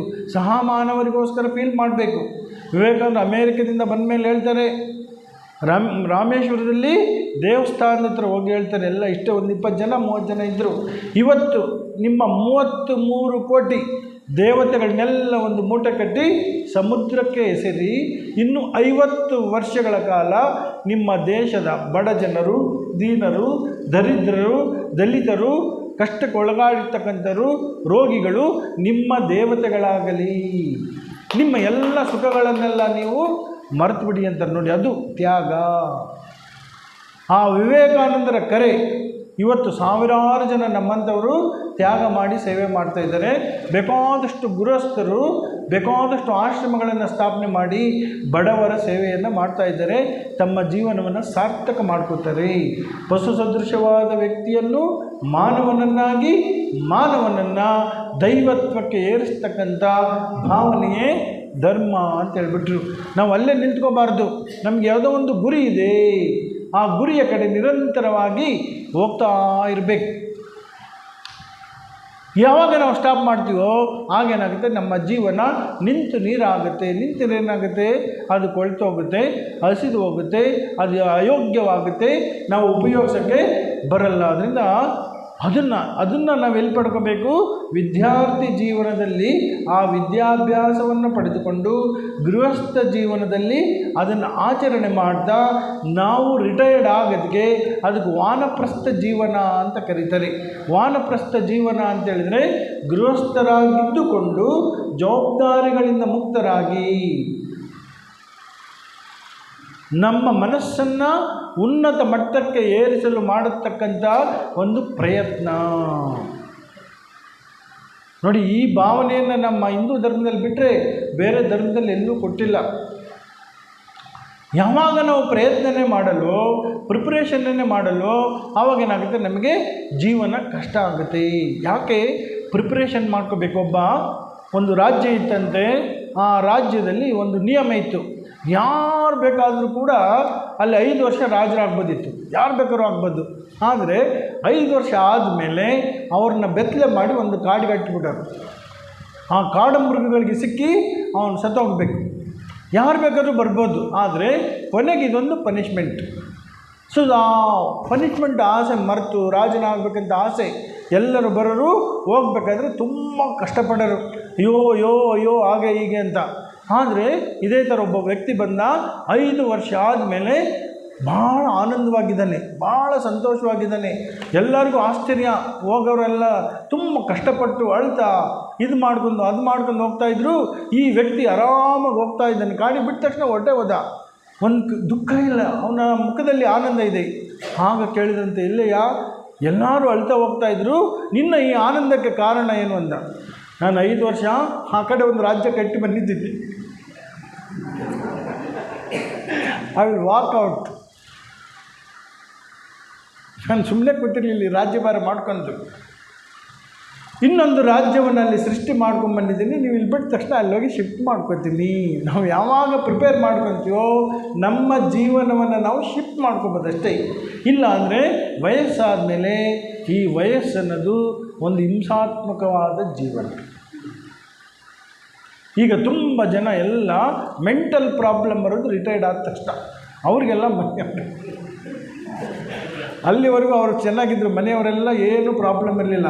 ಮನೆಗೆ ಬಂದ ತಕ್ಷಣ ಈಗೆಲ್ಲರಿಗೂ ಪ್ರಾಬ್ಲಮ್, ಇಲ್ಲಿದ್ದೆಲ್ಲ ಸಮಸ್ಯೆ ಉಂಟಾಗುತ್ತೆ, ಇಲ್ಲಿದ್ದೆಲ್ಲ ತಪ್ಪು ಹುಡುಕ್ತಾರೆ, ಇಲ್ಲಿದ್ದೆಲ್ಲ ಯಾಕೆ ಅವಾಗ ಮೈಂಡ್ ಫ್ರೀ ಆಗುತ್ತೆ. ನಮ್ಮ ಜೀವನವನ್ನು ಹೆಂಗೆ ಮಾಡಬೇಕಂತ ಗೊತ್ತಿಲ್ಲ. ಇಡೀ ಸಮಯವನ್ನು ಇನ್ನೊಬ್ಬರ ತಪ್ಪು ನೋಡೋದ್ರಲ್ಲಿ, ಇನ್ನೊಬ್ಬರ ಉಳುಕು ನೋಡೋದ್ರಲ್ಲಿ ನಾವು ಕಳೆದುಬಿಟ್ಟು ನಮ್ಮ ಜೀವನವನ್ನು ವ್ಯರ್ಥ ಮಾಡಿಕೊಳ್ಳುತ್ತೇವೆ. ನಮ್ಮ ಶಾಸ್ತ್ರ ಹೇಳುತ್ತೆ, ಮಾನವ ಜನ್ಮ ದೊಡ್ಡದು, ಅದು ಆಳ ಮಾಡಿಕೊಳ್ಳಬೇಡಿರೋ ಉಚ್ಚಪ್ಪಗಳಿರ ಅಂತ ಹೇಳಿಬಿಟ್ರು. ಸುಮ್ಮನೆ ಬಂದಿಲ್ಲ ನಮಗೆ ಅನೇಕ ಜನ್ಮ. ಶಂಕರಾಚಾರ್ಯ ಹೇಳ್ತಾರೆ, ಅನೇಕ ಜನ್ಮದಲ್ಲಿ ಮಾಡಿದ ಒಂದು ಪುಣ್ಯದ ಫಲ ಈ ಮಾನವ ದೇಹ. ಈ ಮಾನವ ದೇಹ ಅನ್ನೋದು ಅತ್ಯಂತ ಶ್ರೇಷ್ಠವಾದ ದೇಹ. ಯಾವ ಪ್ರಾಣಿಗಳಿಗೂ ಕೂಡ ಇಷ್ಟೊಂದು ಸೌಕರ್ಯಗಳನ್ನು ಭಗವಂತ ಇಟ್ಟಿಲ್ಲ. ಎಲ್ಲ ಫೋನುಗಳಲ್ಲಿ ಒಂದು ಆಪಲ್ ಫೋನ್ ಹೆಂಗೆಯೋ ಮಾನವ ಜೀವಿಗಳಲ್ಲಿ ಈ ಮಾನವ ಜೀವಿ ಅನ್ನೋದು ಒಂದು ಆಪಲ್ ಫೋನ್ ಇದ್ದಂಗೆ, ವೆರಿ ಕಾಸ್ಟ್ಲಿ. ಅದನ್ನು ನಾವು ವೇಸ್ಟ್ ಮಾಡ್ತು ಅಂದರೆ ವೇಸ್ಟ್ ಆಗುತ್ತೆ. ಈ ಆಪಲ್ ಫೋನ್ ತಗೊಂಡು ನಾನೇನೋ ಒಂದು ಮೊಬೈಲ್ ಗೇಮ್ ನೋಡಿ ಬಿಸಾಕಿದರೆ ಏನಾಗುತ್ತೆ? ವೇಸ್ಟ್. ಮಾನವ ಜೀವನವೂ ಕೂಡ ಅದೇ ರೀತಿ ವೇಸ್ಟ್ ಆಗೋಕ್ಕೆ ಬಿಡಬಾರ್ದು. ಅದಕ್ಕೆ ವಾನಪ್ರಸ್ಥ ಜೀವನ ಅಂತ ಕರೆದ್ರು. ಗೃಹಸ್ಥ ಜೀವನದಿಂದ ಆ ಜೀವನ ನಾವು 25 ವರ್ಷ ತಯಾರು ನೋಡಿ ಹೆಂಗೆ. ಆಮೇಲೆ ಏನು ಮಾಡಬೇಕು? ಸನ್ಯಾಸಿಗಳಾಗಬೇಕು, ಭಗವಂತನನ್ನು ಆರಿಸ್ಬೇಕು. ಯಾವಾಗ ನಾವು ಭಗವಂತನನ್ನು ಆರಿಸ್ತೇವೆಯೋ ಆಗ ಮಾತ್ರ ನಮಗೆ ನಿಜವಾದ ಸುಖ ಸಿಗತಕ್ಕಂಥದ್ದು. ಇಲ್ಲೆಲ್ಲ ಸಿಗುತ್ತೆ ಸುಖ, ಆದರೆ ಎಲ್ಲವೂ ಕೂಡ ಯಾವುದೋ ಒಂದು ಕಂಡೀಷನ್ ಮೇಲೆ ಸಿಗುತ್ತೆ. ಹಿಂಗಿದ್ರೆ ಹಿಂಗೆ, ಹಿಂಗಿದ್ರೆ ಹಿಂಗೆ, ಹಿಂಗಿದ್ರೆ ಹಿಂಗೆ. ಇದೊಂದು ರೀತಿಯ ಸೂಕ್ಷ್ಮವಾದ ಒಂದು ವ್ಯಾಪಾರ. ಸಂಸಾರ ಅನ್ನೋದು ಒಂದು ವ್ಯಾಪಾರ. ಇಲ್ಲಿ ಬಿಸ್ನೆಸ್ ಚೆನ್ನಾಗಿದ್ದ ಎಲ್ಲರೂ ಆನಂದವಾಗಿರ್ತಾರೆ, ಬಿಸ್ನೆಸ್ ಸರಿ ಇಲ್ವಾ ಎಲ್ಲರೂ ಕೈ ಕೊಡ್ತಾರೆ. ಯಾರು ಯಾವಾಗ ಕೈ ಕೊಡ್ತಾರೆ, ಯಾಕೆ ಕೈ ಕೊಡ್ತಾರೆ, ಯಾವುದು ಕೈ ಕೊಡುತ್ತೆ ಯಾರೂ ಹೇಳಕ್ಕೆ ಬರಲ್ಲ. ಶ್ರೀರಾಮಚಂದ್ರನನ್ನು ಅವರ ತಂದೆ, ಇದು ಸಾಮಾನ್ಯ ವ್ಯಕ್ತಿಗಳಲ್ಲ. ಸಾಮಾನ್ಯದಲ್ಲಿ ನಾವು ಬೇಕಾದಷ್ಟು ಕರ್ಮ ಮಾಡ್ತೀವಪ್ಪ, ಬೇಕಾದಷ್ಟು ಪಾಪ ಮಾಡ್ತೀವಪ್ಪ, ಅದೆಲ್ಲ ಓಕೆ, ಒಪ್ಕೋಬೋದು. ನಮಗೇನಾದ್ರು ತಪ್ಪು ಆಯಿತು ಅಥವಾ ನಮಗೇನಾದ್ರು ದುಃಖ ಬಂದರೆ ನಮಗೇನೋ ಒಂದು ಕಾರಣ ಇರುತ್ತೆ. ಆದರೆ ದಶರಥ ಮಹಾರಾಜ ಬೇಕಾದಷ್ಟು ಯಾಗ ಯಜ್ಞಗಳನ್ನು 100 ಅಶ್ವಮೇಧ ಯಜ್ಞ ಮಾಡಿದಂತೆ. ಒಂದೊಂದು ಯಾಗ ಯಜ್ಞ ಮಾಡಿದರೆ ಬೇಕಾದಷ್ಟು ಸ್ವರ್ಗ ಸಿಗುತ್ತೆ. ಇನ್ನು 100 ಮಾಡಬೇಕಾದ್ರೆ ಎಂಥ ಪುಣ್ಯ ಇರಬೇಕು. ಆಗ ಪುತ್ರ ಕಾಮೇಷ್ಟಿ ಅಂತ ಒಂದು ಯಾಗವನ್ನು ಮಾಡಿ ಸಾಕ್ಷಾತ್ ದೇವತೆಯೇ ಬಂದು ಪಾಯಸವನ್ನು ಕೊಟ್ಟು, ಇದರಲ್ಲಿ ಸಾಕ್ಷಾತ್ ಭಗವಂತನೇ ನಿಮ್ಮ ಮಗನಾಗಿ ಬರ್ತಾನೆ. ಯಾಕಂತೇಳಿದ್ರೆ ದೇವತೆಗಳೆಲ್ಲ ಪ್ರಾರ್ಥನೆ ಮಾಡಿದರು, ರಾವಣ ಹಿಂಸಾದಿಗಳು ಜಾಸ್ತಿ ಆಗಿದೆ, ಬಂದು ಅದೆಲ್ಲ ನಮಗೆ ಪರಿಹಾರ ಮಾಡುವಂಥ ಪ್ರಾರ್ಥನೆ. ಈಗಲೂ ಕೂಡ ದುಷ್ಟರ ಸಂಖ್ಯೆ ಜಾಸ್ತಿ ಆಗಿದೆ, ನಾವು ಪ್ರಾರ್ಥನೆ ಮಾಡಿದರೆ ಭಗವಂತ ನಮಗೂ ಕೂಡ ಪರಿಹಾರ ಕೊಡ್ತಾನೆ. ಯುಗೆ ಯುಗೆ ಸಂಭವಾಮಿ ಯದಾ ಯದಾಯಿ ಧರ್ಮಸ್ಯ ಗ್ಲಾನಿರ್ಭವತಿ ಭಾರತ ಅಭ್ಯುತ್ಥಾನಮಧರ್ಮಸ್ಯ ತದಾತ್ಮಾನಂ ಸೃಜಾಮ್ಯಹಂ ಪರಿತ್ರಾಣಾಯ ಸಾಧೂನಾಂ ವಿನಾಶಾಯ ಚ ದುಷ್ಕೃತಾಂ ಧರ್ಮ ಸಂಸ್ಥಾಪನಾರ್ಥಾಯ ಸಂಭವಾಮಿ ಯುಗೆ ಯುಗೆ. ಭಗವಂತ ಇವಾಗಲೇ ಬರ್ತೀನಿ ಅಂತ ಹೇಳಲಿಲ್ಲ, ಯಾವಾಗ ನಾವು ಕರೆದರೂ ಕೂಡ ಅವನು ಬರ್ತಾನೆ. ನಾವು ಕರೆಯುವ ರೀತಿ ಅದು ಹೃತ್ಪೂರ್ವಕವಾಗಿ ಇರಬೇಕು. ಅದರಿಂದ ಈಗಲೂ ಕೂಡ ನಾವು ಕರೆದಾಗ ದಶರಥ ಏನು ಮಾಡ್ತಾನೆ, ಆ ಯಾಗ ಮಾಡಿ ಬರೀತಾನೆ. ಅದರಿಂದ ರಾಮ, ಲಕ್ಷ್ಮಣ, ಭರತ, ಶತ್ರುಘ್ನ ಎಲ್ಲರೂ ಹುಟ್ಟುತ್ತಾರೆ. ಕೊನೆಗೆ ಒಂದು ಒಳ್ಳೆಯ ಶುಭ ಮುಹೂರ್ತ ಬಂದಿದೆ. ಶ್ರೀರಾಮಚಂದ್ರನನ್ನು ನಾನು ಪಟ್ಟಾಭಿಷೇಕ ಮಾಡಬೇಕು, ರಾಜರನ್ನು ಮಾಡಬೇಕಂತ ಎಲ್ಲ ಅರೇಂಜ್ಮೆಂಟ್ ಮಾಡ್ತು. God man proposes, God disposes. ಕೊನೆಗೇನಾಯಿತು? ರಾಮಚಂದ್ರ ಕಾಡಿಗೆ ಹೋಗಬೇಕಾಯಿತು. ತಂದೆ ಅದೇ ದುಃಖದಲ್ಲಿ ಸತ್ತ. ತಂದೆ ಅಣ್ಣ ಇಲ್ಲ, ತಮ್ಮ ಇಲ್ಲ, ಎಲ್ಲ ಇಬ್ಬರು ಕಾಡಿಗೆ ಹೋದರು, ಇಬ್ಬರು ದೂರದಲ್ಲಿದ್ರಿ. ಇಡೀ ಕೇವಸ್ ನೋಡಿ. ಯಾವಾಗ ಏನಾಗಬೇಕು ಅಂತಿಲ್ಲ, ಕೆಟ್ಟವ್ರಿಗೆ ಆಗಬೇಕಂತಿಲ್ಲ, ಯಾರಿಗೆ ಬೇಕಾದರೂ ಏನು ಬೇಕಾದರೂ ಆಗಬಹುದು. ಸೊ ಅದನ್ನು ನಾವು ತಯಾರಾಗಿರಬೇಕು. ತಯಾರಾಗಿದ್ದಾಗ ಜೀವನದಲ್ಲಿ ಏನೇ ಬಂದರೂ ಕೂಡ ನಾವು ಅದನ್ನು ಒಪ್ಪಿಕೊಳ್ಳಲು ತಯಾರಿರ್ತೀವಿ. ಮಾನವನಾಗಿ ಕಷ್ಟ ಸುಖಗಳನ್ನು ಸರಿಯಾದ ರೀತಿಯಲ್ಲಿ ಆಸ್ವಾದನೆ ಮಾಡೋದನ್ನು ಕಲಿದೇ ಇದ್ದರೆ ನಮ್ಮ ಜೀವನ ವ್ಯರ್ಥ ಆಗುತ್ತೆ ಅಂತ ಹೇಳ್ತಾರೆ. ದೈವತ್ವಕ್ಕೆ ಏರ್ತಕ್ಕಂಥ ಭಾವನೆಯೇ ಜೀವನ. ಅದಕ್ಕೆ ವಿವೇಕಾನಂದ ಹೇಳ್ತಾರೆ, ಎಷ್ಟು ಚೆನ್ನಾಗಿ ಹೇಳ್ತಾರೆ, ಶಾಂತಿ ಸರ್ವರಿಗಿರಲಿ ಹುಲಿಯೈ ಜೀವ ಜಂತಿಗಳಿಗಾಗಲಿ ಹಿಂಸೆಯಾಗದೆ ಇರಲಿ ಎನ್ನಿಂದೆಲ್ಲ ಸೊಗದಲ್ಲಿ ಬಾಳಿಗೆ. ನಾವು ಯಾವ ರೀತಿ ಬಾಳಬೇಕು, ಬಾಳಿಗೆ ಏನಾದರೂ ಒಂದು ಗುರಿ ಇದೆಯಾ? ಒಂದು ಗುರಿ, ಒಂದು ದಾರಿ. ಎಷ್ಟು ಚೆನ್ನಾಗಿ ಹೇಳ್ತಾರೆ, ಶಾಂತಿ ಸರ್ವರಿಗಿರಲಿ ಹುಲಿಯೈ. ಹೇ ಸನ್ಯಾಸಿ, ಗೃಹಸ್ಥರಾಗಿರ್ಬೋದು, ಆದರೆ ಮನಸ್ಸಿನಲ್ಲಿ ನಾವು ಸನ್ಯಾಸಿಗಳಾಗಬೇಕು. ತಾತ್ಕಾಲಿಕವಾದ ಸನ್ಯಾಸಿಗಳಾಗೋದನ್ನು ಕಲಿಬೇಕು. ಯಾವಾಗ ಅವಕಾಶ ಬರುತ್ತೋ ಆಗ ಸಂಪೂರ್ಣ ಸನ್ಯಾಸಿಗಳಾಗಬೇಕು. ಸಂಸಾರದಿಂದ ದೂರ ಹೋಗಿ ಇರಬೇಕು. ಜೀವ ಜಂತುಗಳಿಗಾಗಿ ಹಿಂಸೆಯಾಗದೆ ಇರಲಿ ಎನ್ನಿಂದ ಸೊಗದಲ್ಲಿ ಬಾಳಿಗೆ. ಯಾರಿಗೂ ಕೂಡ ನನ್ನಿಂದ ಹಿಂಸೆ ಆಗದೆ ಇರಿ. ಯಾಕೆ? ಬಾನಲಾಡುವ ನೆಲದಲ್ಲೋಡುವ ಸರ್ವರಾತ್ಮವು ನಾನೇ ಇನ್ನೊಂದು ರೂಪದಲ್ಲಿ ಆ ಜೀವ ಆಗಿದ್ದೀನಿ. ಯಾವ ಜೀವ ಕಷ್ಟಪಡುತ್ತೋ ಆ ಜೀವ ನಾನೇ ಆಗಿದ್ದೀನಿ. ಅದು ಪರಮ ಸತ್ಯ. ಯಾವಾಗ ನಾವು ಸತ್ಯವನ್ನು ಆರಿಸುತ್ತೇವೆಯೋ ಆಗ ಮಾತ್ರ ನಮಗೆ ಶಾಂತಿ ಸಿಗುತ್ತೆ. ಈ ಜಗತ್ತಿನಲ್ಲಿ ನಮಗೆ ಶಾಂತಿ ಸಿಗ್ತಾ ಇಲ್ಲ ಅಂದರೆ ಯಾಕೆ? ನಾವು ಸತ್ಯವನ್ನು ಆರಿಸ್ತಾ ಇಲ್ಲ, ಸತ್ಯವನ್ನು ಹುಡುಕ್ತಾ ಇಲ್ಲ. ಮಿಥ್ಯದಲ್ಲಿ ಸತ್ಯವನ್ನು ಹುಡುಕ್ತಾ ಇದ್ದೀವಿ. ಎಲ್ಲಿ ಸುಖ ಇಲ್ವೋ ಅಲ್ಲಿ ಸುಖ ಹುಡುಕ್ತಾ ಇದ್ದೀವಿ. ಒಂದು ದೇವಸ್ಥಾನ ಇತ್ತಂತೆ, ಆ ದೇವಸ್ಥಾನದಲ್ಲಿ 2 ಕೊಳ. ಪ್ರತಿ ದಿವಸ ಏನು ಪ್ರತೀತಿ ಅಂದರೆ ಆ ಕೊಳದಲ್ಲಿ ಸ್ನಾನ ಮಾಡಿ ದೇವಸ್ಥಾನ ನೋಡಬೇಕು. ಒಬ್ಬ ವ್ಯಕ್ತಿ ಬೆಳಿಗ್ಗೆನೇ ಸ್ನಾನ ಮಾಡೋಕ್ಕೆ ಹೋದ, ಸ್ನಾನ ಮಾಡಿ ಎದ್ದು ನೋಡ್ತಾನೆ, ಅವನು ಉಂಗುರ ಬಿದ್ದುಬಿಟ್ಟಿದೆ ಕೊಳದಲ್ಲಿ. ಅವನು ಪಾಪ ಬಿದ್ದು ಮುಳುಗಿ ಆ ಉಂಗುರವನ್ನು ಹುಡುಕ್ತಾ ಇದ್ದ. ಇನ್ನೊಂದು ಪಕ್ಕದ ಕೊಳದಲ್ಲಿ ಜನ ಕಮ್ಮಿ, ಈ ಕೊಳದಲ್ಲಿ ಜಾಸ್ತಿ. ಯಾರೋ ಒಬ್ಬರು ಸಾಧುಗಳು ನೋಡಿದರೆ ಅಪ್ಪ ಅವ್ರು ತಿಳ್ಕೊಂಡ್ರು ಮೊದಲು ಇವನೇನೋ ವ್ರತ ಮಾಡಿರಬೇಕು, 100 ಸರಿ ಮುಳುಗ್ತೀನಿ, 1000 ಸರಿ ಮುಳುಗ್ತೀನಿ, ಏನೋ ಮಾಡ್ಕೊಂಡಿರ್ಬೋದು. ನೋಡಿದ್ರೆ ಇವನು ಬೆಳಗ್ಗೆಯಿಂದ ಸಂಜೆವರೆಗೂ ಮುಳುಗ್ತಾನೆ, ಹೇಳ್ತಾನೆ. ಕೇಳಿದ್ರು, ಏನಪ್ಪ ಯಾಕಯ್ಯ ಬೆಳಗ್ಗೆಯಿಂದ ಮುಳುಗ್ತಾ ಇದ್ದೀವಿ, ಏನಾಯಿತು ಅಂದಾಗ, ಸ್ವಾಮಿ ಬೆಳಗ್ಗೆ ಉಂಗುರ ಕಳೆದೋಯ್ತು, ಹುಡುಕ್ತಾ ಇದ್ದೀನಿ, ಸಿಗಲೇ ಇಲ್ಲ. ಏ ಮೂರ್ಖ, ಇಷ್ಟು ಜನ ಸ್ನಾನ ಮಾಡ್ತಾರೆ, ಈ ಕೊಳದಲ್ಲಿ ಉಂಗುರ ಸಿಗುತ್ತೇನೋ, ಪಕ್ಕದ ಕೊಳ ಖಾಲಿ ಇದೆ, ಅಲ್ಲಿ ಹುಡುಕು ಅಂದರು. ಒಬ್ಬ ಸಾಧುಗಳ ಹೇಳಿದ್ರು ಅಂತೇಳಿ ಆ ಕೊಳದಲ್ಲಿ ಹುಡುಕಕ್ಕೆ ಪ್ರಾರಂಭ ಮಾಡ್ದ. 1 ದಿವಸ ಆಯಿತು, 2 ದಿವಸ ಆಯಿತು. ಇನ್ನೊಬ್ಬರು ಸಾಧುಗಳು ಬಂದರು, ಅಲ್ಲಯ್ಯ 3 ದಿವಸ ನೋಡ್ತಾ ಇದ್ದೀನಿ, ಏನು ಮಾಡ್ತಾಯಿದ್ದೀನಿ ಅಂತ. ಈ ಥರ ನಾನು ಉಂಗುರ ಕಳೆದೋಗಿತ್ತು, ಹುಡುಕ್ತಾ ಇದ್ದೀನಿ. ಎಲ್ಲಿ ಕಳೆದೋಗಿತ್ತು? ಆ ಕೊಳದಲ್ಲಿ. ಮತ್ತು ಇಲ್ಲಿ ಯಾಕೆ ಹುಡುಕ್ತಾ ಇದೆಯಾ? ಸಾಧುಗಳು ಹೇಳಿದರು ಖಾಲಿ ಇರೋ ಕೊಳದಲ್ಲಿ ಹುಡುಕು ಅಂತ. ಖಾಲಿ ಇರಲಿ ಬ್ಯುಸಿ ಇರಲಿ, ಎಲ್ಲಿ ಕಳೆದೆಯೋ ಅಲ್ಲಿ ಹುಡುಕು, ಅದು ಸಿಗುತ್ತೆ. ನಮಗೆ ಸುಖ ಸಂತೋಷ ಎಲ್ಲಿದೆಯೋ ಅಲ್ಲಿ ಹುಡುಕಿದರೆ ನಮಗೆ ಸಿಗುವ ಒಂದು ಚಾನ್ಸ್ ಇದೆ. ಇಲ್ಲದ ಜಾಗದಲ್ಲಿ ನಾವು ಹುಡುಕಿದರೆ ಸುಖ ಸಂತೋಷ ಸಿಗಲ್ಲ. ಸಂಸಾರದಲ್ಲಿ ಸುಖ ಇಲ್ಲ ಅಂತ ಎಲ್ಲ ಶಾಸ್ತ್ರಗಳು ಹೇಳುತ್ತೆ. ಆದರೆ ನಮಗೆ ಅಜ್ಞಾನ ಏನು ಮಾಡುತ್ತೆ? ನೀನು ಅಲ್ಲೇ ಹುಡುಕು, ಅಲ್ಲೇ ಹುಡುಕು, ಅಲ್ಲೇ ಹುಡುಕು ಅಂಥೇಳಿ ಮತ್ತೆ ಮತ್ತೆ ನಮಗೆ ಪ್ರಚೋದನೆ ಮಾಡುತ್ತೆ. ಮತ್ತು ಆ ಜ್ಞಾನವನ್ನು ಪಡೆಯೋದಾಗೆ ಅದು ಎಲ್ಲಿದೆ ಅಂತ ತಿಳ್ಕೋಬೇಕಾದ್ರೆ ಶಂಕರಾಚಾರ್ಯರು ಹೇಳ್ತಾರೆ, ಶ್ರೀರಾಮಕೃಷ್ಣ ಹೇಳ್ತಾರೆ. ನೋಡಿ ಎಂಥ ಒಂದು ಅದ್ಭುತವಾದ ಪ್ರಶ್ನೆ. ಈ ಒಂದು ಪ್ರಶ್ನೆಯಲ್ಲಿ ಶ್ರೀರಾಮಕೃಷ್ಣ ಇದು ಹೇಳ್ಬಿಟ್ಟು ನಾನು ಮುಗಿಸೋಣ. ಒಬ್ಬರು ಸ್ವಾಮೀಜಿಗಳು ಇದೇ ಥರ ಸ್ಪೀಚ್ಗೆ ಹೋದ್ರಂತೆ.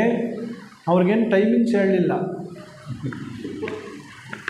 ಎಷ್ಟೊತ್ತು ಮಾತಾಡಬೇಕಂತ. ಸ್ವಾಮೀಜಿಗಳು ಆಡಿಯನ್ಸ್ ಕೇಳಿದರು, ಎಷ್ಟು ತನಕ ಮಾತಾಡಲಿ, ಏನು ಟೈಮಿಂಗ್ಸ್ ಹೇಳಿಲ್ಲ ಅವರು ಅಂತ. ಸ್ವಾಮೀಜಿ ನೀವು ಎಷ್ಟು ತನಕ ಮಾತಾಡಿ, ನಮಗೆ ಬೇಕಾದಾಗ ನಾವು ಎದ್ದೋಗ್ತೀವಿ,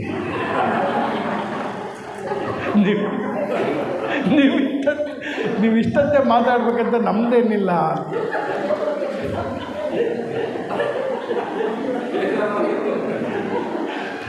ಸೊ ಇನ್ನೊಂದು ಸರಿ ಈ ಥರ ಸ್ಪೀಚ್ ನಡೀತಾ ಇದೆ, ಭಾಳ ಸೀರಿಯಸ್ ಆಗಿ ಸ್ವಾಮಿಗಳು ಮಾತಾಡ್ತಾ ಇದ್ದಾರೆ.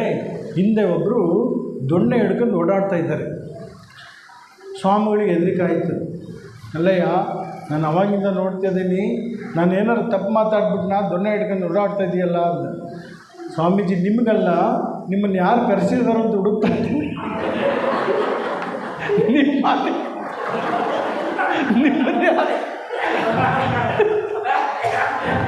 ನಿಮ್ಮನ್ನು ಯಾರು ಕರೆಸಿದಾರೋ ಆಮೇಲೆ ಅವ್ರನ್ನ ನೋಡ್ಕೊತೀನಿ. ಸೊ ನಮ್ಮಿಬ್ಬರಿಗೂ ಪ್ರಾಬ್ಲಮ್ ಇದೆ. ಮಾಸ್ಟ್ರ್ ಮಹಾಶಯ ಅಂಥೇಳಿ ಶ್ರೀರಾಮಕೃಷ್ಣರ ಗೃಹಿ ಭಕ್ತ. ನೋಡಿ, ಎಲ್ಲ ಮಹಾಪುರುಷರಿಗೂ ಅವರ ಗೃಹಿ ಭಕ್ತರ ಮೇಲೆ ಅಪಾರವಾದ ಒಂದು ಪ್ರೀತಿ. ಒಂದು ದಿವಸ ಅವನು ಕೇಳ್ತಾನೆ, ಶ್ರೀರಾಮಕೃಷ್ಣ ಕೇಳ್ತಾರೆ, ನಿನ್ನ ಹೆಂಡತಿ ಎಂಥವಳು, ಎಂಥವಳವಳು, ಆಧ್ಯಾತ್ಮಿಕವಾಗಿ ಹೆಲ್ಪ್ ಮಾಡ್ತಾಳಿಲ್ವ ಅಂತ ಅವ್ರ ಭಾವನೆ. ಅವನು ಹೇಳ್ತಾನೆ, ಒಳ್ಳೆಯವಳೆ, ಆದರೆ ಅಜ್ಞಾನಿ. ಶ್ರೀರಾಮಕೃಷ್ಣ ಸಿಕ್ಕಾಪಟ್ಟೆ ಕೋಪ ಬಂದುಬಿಡುತ್ತೆ. ನೀನು ಜ್ಞಾನಿಯೋ, ಅವಳು ಅಜ್ಞಾನಿ ಅಂತ ಹೇಳ್ಬಿಟ್ಟಿಲ್ಲ. ಆಗ ಮಾಸ್ಟರ್ ಮಹಾಶಯ ಅಲ್ಲಿ ಅವನ ಒಂದು ಮನಸ್ಸಿನ ಭಾವನೆ ಬರೀತಾನೆ. ಇಲ್ಲಿಯವರೆಗೂ ತಿಳ್ಕೊಂಡಿದ್ದ ಮಾಸ್ಟರ್ ಮಹಾಶಯ ಪುಸ್ತಕ ಜ್ಞಾನ ಓದುವುದೇ ಜ್ಞಾನ, ಆದರೆ ರಾಮಕೃಷ್ಣರ ಬಳಿಗೆ ಬಂದ ಮೇಲೆ ಗೊತ್ತಾಯಿತು ಭಗವಂತನನ್ನು ಅರಿಯುವುದೇ ನಿಜವಾದ ಜ್ಞಾನ, ಭಗವಂತನನ್ನು ಅರಿಯದಿರುವಿಕೆಯೇ ಅಜ್ಞಾನ ಅಂತ. ನಾವು ಹೊರಗಡೆ ಎಷ್ಟೇ ಜ್ಞಾನ ಪಡ್ಕೊಂಡ್ರೂ ಕೂಡ ಅದನ್ನು ಅಜ್ಞಾನ ಅಂತ ಕರೀತಾರೆ. ಯಾಕೆ? ಆ ಜ್ಞಾನಕ್ಕೆ ನಮ್ಮ ದುಃಖವನ್ನು ಶಾಶ್ವತವಾಗಿ ನಿವಾರಣೆ ಮಾಡತಕ್ಕಂಥ ಸಾಮರ್ಥ್ಯ ಇಲ್ಲ. ದುಃಖ ನಿವಾರಣೆ ಮಾಡೋ ಸಾಮರ್ಥ್ಯ ಇದೆ. ತಾತ್ಕಾಲಿಕವಾದ ದುಃಖ ನಿವಾರಣೆ ಮಾಡುತ್ತೆ. ಫಸ್ಟ್ ಏಡ್ ಅಂತಾರಲ್ಲ ಹಂಗೆ. First aid is not a treatment. ಅದೇನಾದ್ರೂ ಅದಾಗಲಿ ಅಂತ ಸ್ವಲ್ಪ ತಾತ್ಕಾಲಿಕವಾಗಿ ಆಗಿರ್ತಕ್ಕಂಥ ಅನಾಹುತನ ತಪ್ಸೋಕ್ಕಿರ್ತಕ್ಕಂಥದ್ದು. ಆಮೇಲೆ ಅವನು ರಾಮಕೃಷ್ಣ ಬಳಿಗೆ ಬಂದ ಮೇಲೆ ಮಾಡ್ತಾನೆ, ಯಾಕಂದರೆ ಅವನೊಂಥರ ನಮ್ಮ ಥರನೇ ಎಲ್ಲ ಸಂಸಾರದಲ್ಲಿ ಮುಳುಗಿದ್ದ. ಏನು ಮಾಡಿದರೆ ಮನಸ್ಸು ಭಗವಂತನ ಕಡೆ ಹೋಗುತ್ತೆ. ಯಾಕೆ ಗೊತ್ತಾಯಿತು, ಭಗವಂತನನ್ನು ಅರಿಯುವುದೇ ನಿಜವಾದ ಜ್ಞಾನ. ಮನುಷ್ಯನ ಜೀವನದ ಉದ್ದೇಶ ಅದವೇ. ಈಗ ನಮ್ಮ ಮನಸ್ಸು ಸಹಜವಾಗಿ ಪ್ರಪಂಚದ ಕಡೆ ಅರಿತಾ ಇದೆ. ಈಗ ಏನು ಮಾಡಿದರೆ ನಮ್ಮ ಮನಸ್ಸು ದೇವರ ಕಡೆ ಹೋಗುತ್ತೆ ಅಂತೇಳಿ ಶ್ರೀರಾಮಕೃಷ್ಣರಿಗೆ ಪ್ರಶ್ನೆ ಮಾಡಿದರು. ಆಗ ಅವ್ರು ಹೇಳಿದರು, ನಿನ್ನ ಮನಸ್ಸು ಭಗವಂತನ ಕಡೆ ಅರಿಯಂಗೆ ಹೋಗೋಕ್ಕೆ ಮಾಡಬೇಕಂದ್ರೆ ಯಾವಾಗಲೂ ಕೂಡ ಭಗವನ್ ನಾಮ ಸಂಕೀರ್ತನೆ ಮಾಡು. ನೋಡಿ, ಭಜನೆ ಮಾಡು, ಸತ್ಸಂಗವನ್ನು ಮಾಡು.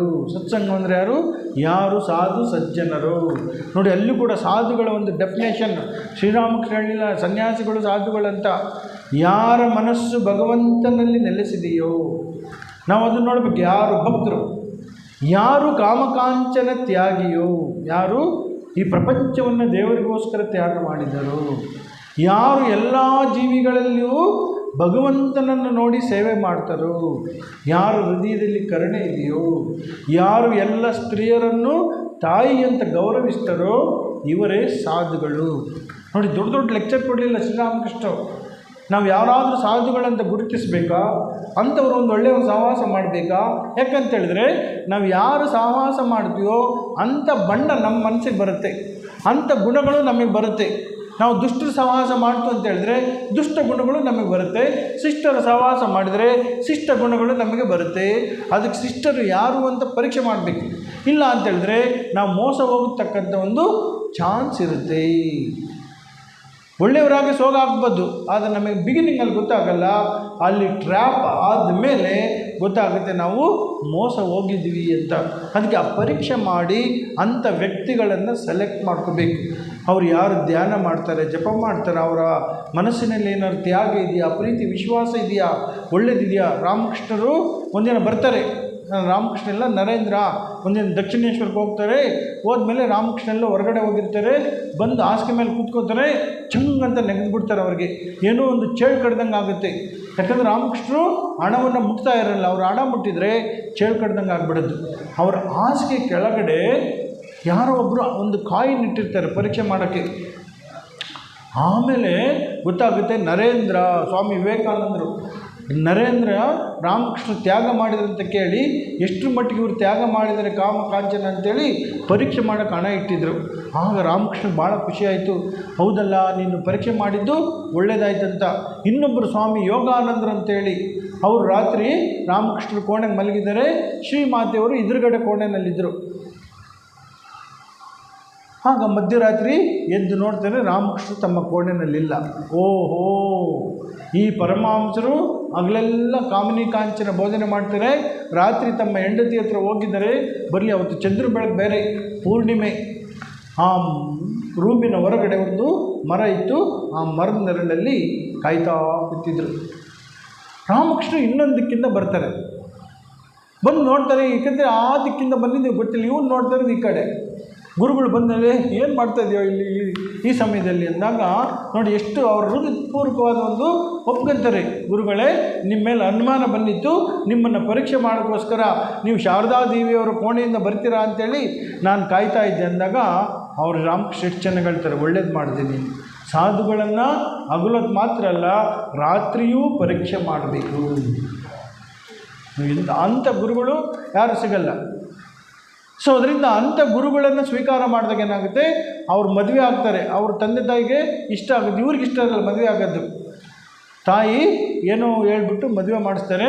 ಎಷ್ಟೋ ದಿವಸ ಬರಲ್ಲ ಯಾರು, ಯೋಗಾನಂದರು. ಯಾಕೆ, ನಾನು ಮದುವೆ ಆಗಿಬಿಟ್ಟಿದ್ದೀನಿ, ಶ್ರೀರಾಮಕೃಷ್ಣ ತ್ಯಾಗ ಬೋಧನೆ ಮಾಡ್ತಾಯಿದ್ರು ಅಂದಾಗ ಏನೋ ಮಾಡಿ ಕರೆಸ್ತಾರೆ.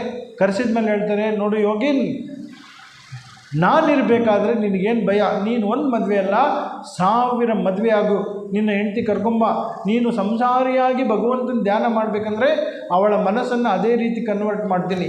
ಇಲ್ಲ, ನೀನು ತ್ಯಾಗ ಮಾಡಬೇಕಂದ್ರೆ ಅವಳ ಮನಸ್ಸನ್ನು ಹಂಗೆ ಕನ್ವರ್ಟ್ ಮಾಡ್ತೀನಿ. ನಾನಿರುವವರೆಗೂ ನಿನಗೆ ಯಾವುದೇ ಒಂದು ಭಯ ಇಲ್ಲ ಅಂತ ಹೇಳ್ತಾರೆ. ಅಂಥ ಆಶ್ವಾಸನೆಯನ್ನು ಕೊಡ್ತಕ್ಕಂಥವರು ಆ ಮಹಾಪುರುಷರು ಮಾತ್ರ. ನಾವು ಯಾವಾಗ ಅವರಲ್ಲಿ ಸಂಪೂರ್ಣವಾಗಿ ತ್ಯಾಗ ಮಾಡ್ತೀವೋ, ಶರಣಾಗತರಾಗ್ತೀವೋ, ಆಗ ಅಂತ ಅಭಯವನ್ನು ಕೊಡ್ತಾರೆ. ಅದಕ್ಕೆ ಸತ್ಸಂಗ ಅಂತ ಕರೀತಾರೆ.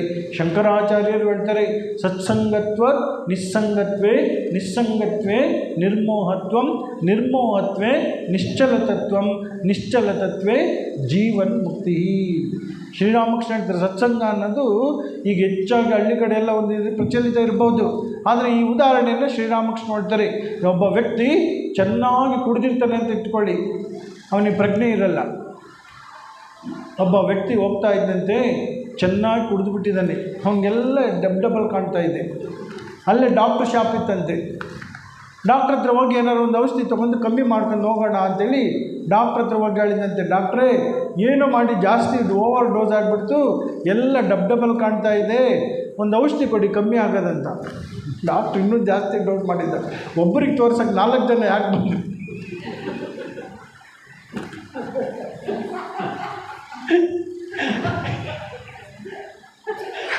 ಡಾಕ್ಟ್ರು ಇನ್ನೂ ಡಬಲ್ ಆಗಿಬಿಟ್ಟಿದ್ರು, ಅವನಿಗೆ ಒಬ್ಬೊಬ್ಬರು 4 ಜನ ಕಾಣ್ತಾ ಇದ್ದಾರೆ. ನಾವು ಅಂಥ ಡಾಕ್ಟ್ರ್ ಹತ್ರ ಹೋದ್ರೆ ಏನಾಗುತ್ತೆ?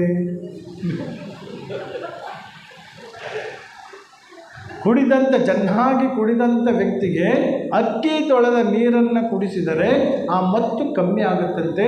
ಆ ಕಮ್ಮಿ ಆದಂಥ ಮನಸ್ಸಿನಲ್ಲಿ ಅವನು ಸರಿಯಾಗಿ ಯೋಚನೆ ಮಾಡಿ ನಾಚಿಕೆಯಾಗಿ ತನ್ನ ಮನೆ ಕಡೆ ಹೊರಟು ಹೋಗ್ತಾನಂತೆ. ಅನಾಹುತ ಮಾಡೋದು ತಪ್ಪುತ್ತೆ. ನಾವು ಸಂಸಾರದಲ್ಲಿ ಈ ಮತ್ತು ಎಂಬ ಒಂದು ಕಳ್ಳನ್ನು ಕುಡಿದ್ಬಿಟ್ಟಿದ್ವಿ.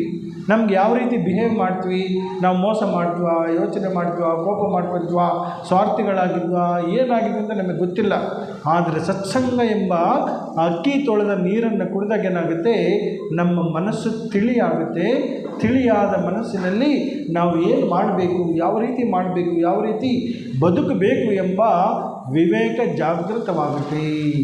ಆ ವಿವೇಕ ಜಾಗೃತ ಆಯಿತು ಅಂತ ಹೇಳಿದ್ರೆ ಮನುಷ್ಯ ಪಾಸಾದಂಗೆ. ಆಮೇಲೆ ಯಾವತ್ತೂ ಕೂಡ ಅವನು ತಪ್ಪನ್ನು ಮಾಡೋಕ್ಕೋಗಲ್ಲ, ತನ್ನ ಜೀವನ ಸಾರ್ಥಕ ಆಗುತ್ತೆ. ಟೈಮಿಂಗ್ ಹೇಳೇ ಇಲ್ವಲ್ಲ ಅವರು. ಎಲ್ಲರಿಗೂ ಮಧ್ಯಾಹ್ನ ಊಟದ ವ್ಯವಸ್ಥೆ ಮಾಡಿದ್ದಾರೆ, ಪರವಾಗಿಲ್ಲ. ಒಂದು ಹೊಸ ಮೂವಿ ಬಂದಿತ್ತಂತೆ, ಸಿಕ್ಕಾಬಿಟ್ಟ ರಶ್. ಆಗ ಒಂದಿನ ಇದಕ್ಕಿದ್ದಂಗೆ ಬೋರ್ಡ್ ಹಾಕಿದ್ರಂತೆ, ಎಂಟ್ರಿ ಫ್ರೀ ಅಂತ. 100 ರೂಪಾಯಿ ಕೊಟ್ಟೆ ಇವ್ರು ಹೋಗ್ತಾರೆ, ಫುಲ್ ಹೌಸ್ಫುಲ್ಲು. ಇನ್ನು ಫ್ರೀ ಅಂದರೆ ಕೇಳಬೇಕಾ? ಎಲ್ಲಿ ನೋಡ್ರಿ ಜನ ಜನ ಜನ ಜನ. ಯಾಕೆ ಫ್ರೀ ಎಂಟ್ರಿ ಅಲ್ಲ. ಎಲ್ಲ ಮೂವಿ ಚೆನ್ನಾಗಿ ನಡೀತು, ಎಲ್ಲ ನಡೀತು, ಎಲ್ಲರಿಗೂ ಖುಷಿ ಆಯಿತು. ಮನೆಗೆ ಹೋಗ್ತಾ ಎಲ್ಲ ಕಡೆ ಬಾಗಿಲು ಹಾಕಿದ್ರಂತೆ, ಎಲ್ಲ ಡಬ್ಬಲ್ ಕೊಟ್ಟು ಹೋಗ್ಬೇಕು. ನಾವು ಎಂಟ್ರಿ ಫ್ರೀ ಅಂತ ಹೇಳಿದ್ವತ್ತು, ಎಕ್ಸಿಟ್ ಫ್ರೀ ಅಂತ ಹೇಳಿ.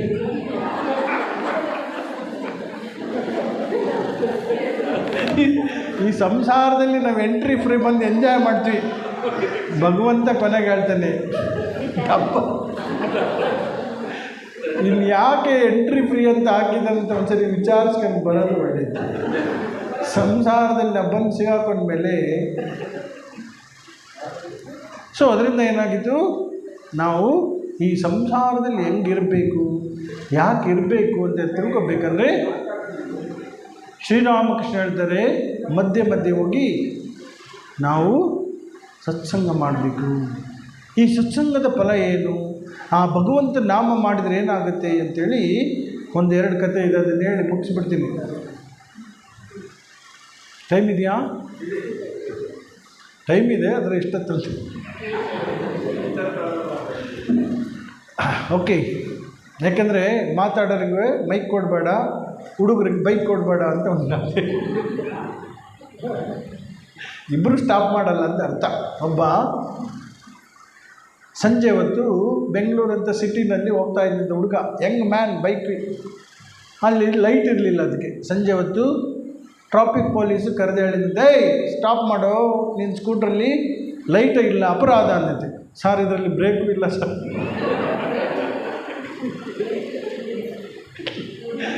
ಲೈಟು ಇಲ್ಲ, ಬ್ರೇಕು ಇಲ್ಲ ಅಂದರೆ ಏನಾಗುತ್ತೆ, ಆಕ್ಸಿಡೆಂಟ್ ಆಗುತ್ತೆ.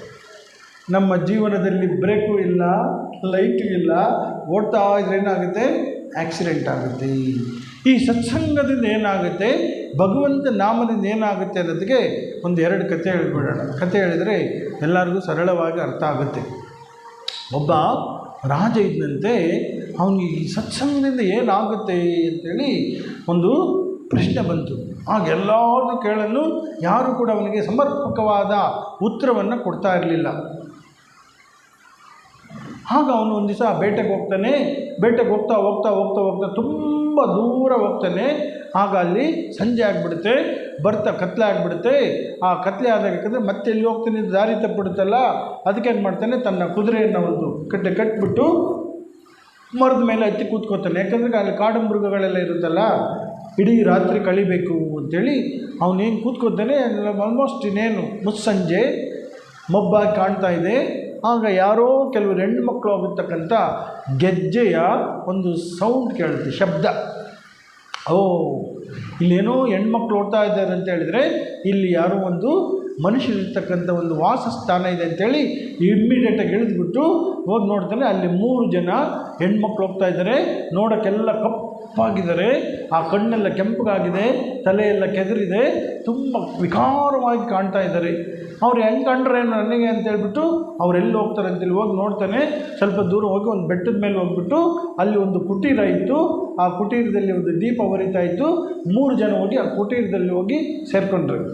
ಏಕೆಂದರೆ ಇವನು ಹೊಸಬತ್ತಾನೆ, ರಾತ್ರಿ ಹೋಗಿ ಏನಾದರೂ ಕಷ್ಟ ಆಗುತ್ತೆ ಅಥವಾ ಗೊತ್ತಿಲ್ಲದಿರ್ತಕ್ಕಂಥ ವ್ಯಕ್ತಿ ಬಂದಿದ್ದಾರೆ ಅಂತ ಹೇಳಿದರೆ ಅವ್ರಿಗೆ ಗಾಬರಿ ಆಗ್ಬೋದು ಅಂಥೇಳಿ, ಯಾಕಂದರೆ ಗೊತ್ತಾಯ್ತು ಸದ್ಯಕ್ಕೆ ಜನ ಇದ್ದಾರೆ ಇಲ್ಲಿ ಅಂಥೇಳಿ ಆ ಕುಟೀರದ ಹೊರಗಡೆ ಇಡೀ ರಾತ್ರಿಯನ್ನು ಕಳೀತಾನೆ. ಇನ್ನು ಸೂರ್ಯೋದಯಕ್ಕಿಂತ ಮುಂಚೆ, ಇನ್ನು ಕತ್ಲು ಅರಿಯೋದಕ್ಕಿಂತ ಮುಂಚೆ ಅದೇ ಕುಟೀರದಿಂದ 3 ಜನ ಹೆಣ್ಮಕ್ಳು ಸುರದ್ರೂಪಿಗಳಾಗಿ ಬರ್ತಾರೆ, ದೇವತೆಗಳಾಗಿ ಬರ್ತಾರೆ. ಅವರ ಮುಖದಲ್ಲಿ ಶಾಂತಿ, ಕಾಂತಿ, ತೃಪ್ತಿ, ಸಂತೋಷ, ಅನುಗ್ರಹ ಎಲ್ಲವೂ ಕೂಡ ದೇವತೆಗಳಾಗಿ ಹೊಳಿತಾ ಇದ್ದಾರೆ. ಅವನಿಗೆ ಆಶ್ಚರ್ಯ ಆಯಿತು. ಅವ್ರು ನೋಡಿದ ತಕ್ಷಣ ಅಷ್ಟು ಭಕ್ತಿ ಬಂತು. ಅವ್ರಿಗೋಗಿ ಸಾಷ್ಟಾಂಗ ಪ್ರಣಾಮ ಮಾಡಿ ಕೇಳಿದ, ಅಮ್ಮ ನನಗೆ ಒಂದು ಸಂಶಯ ಬಂದಿದೆ.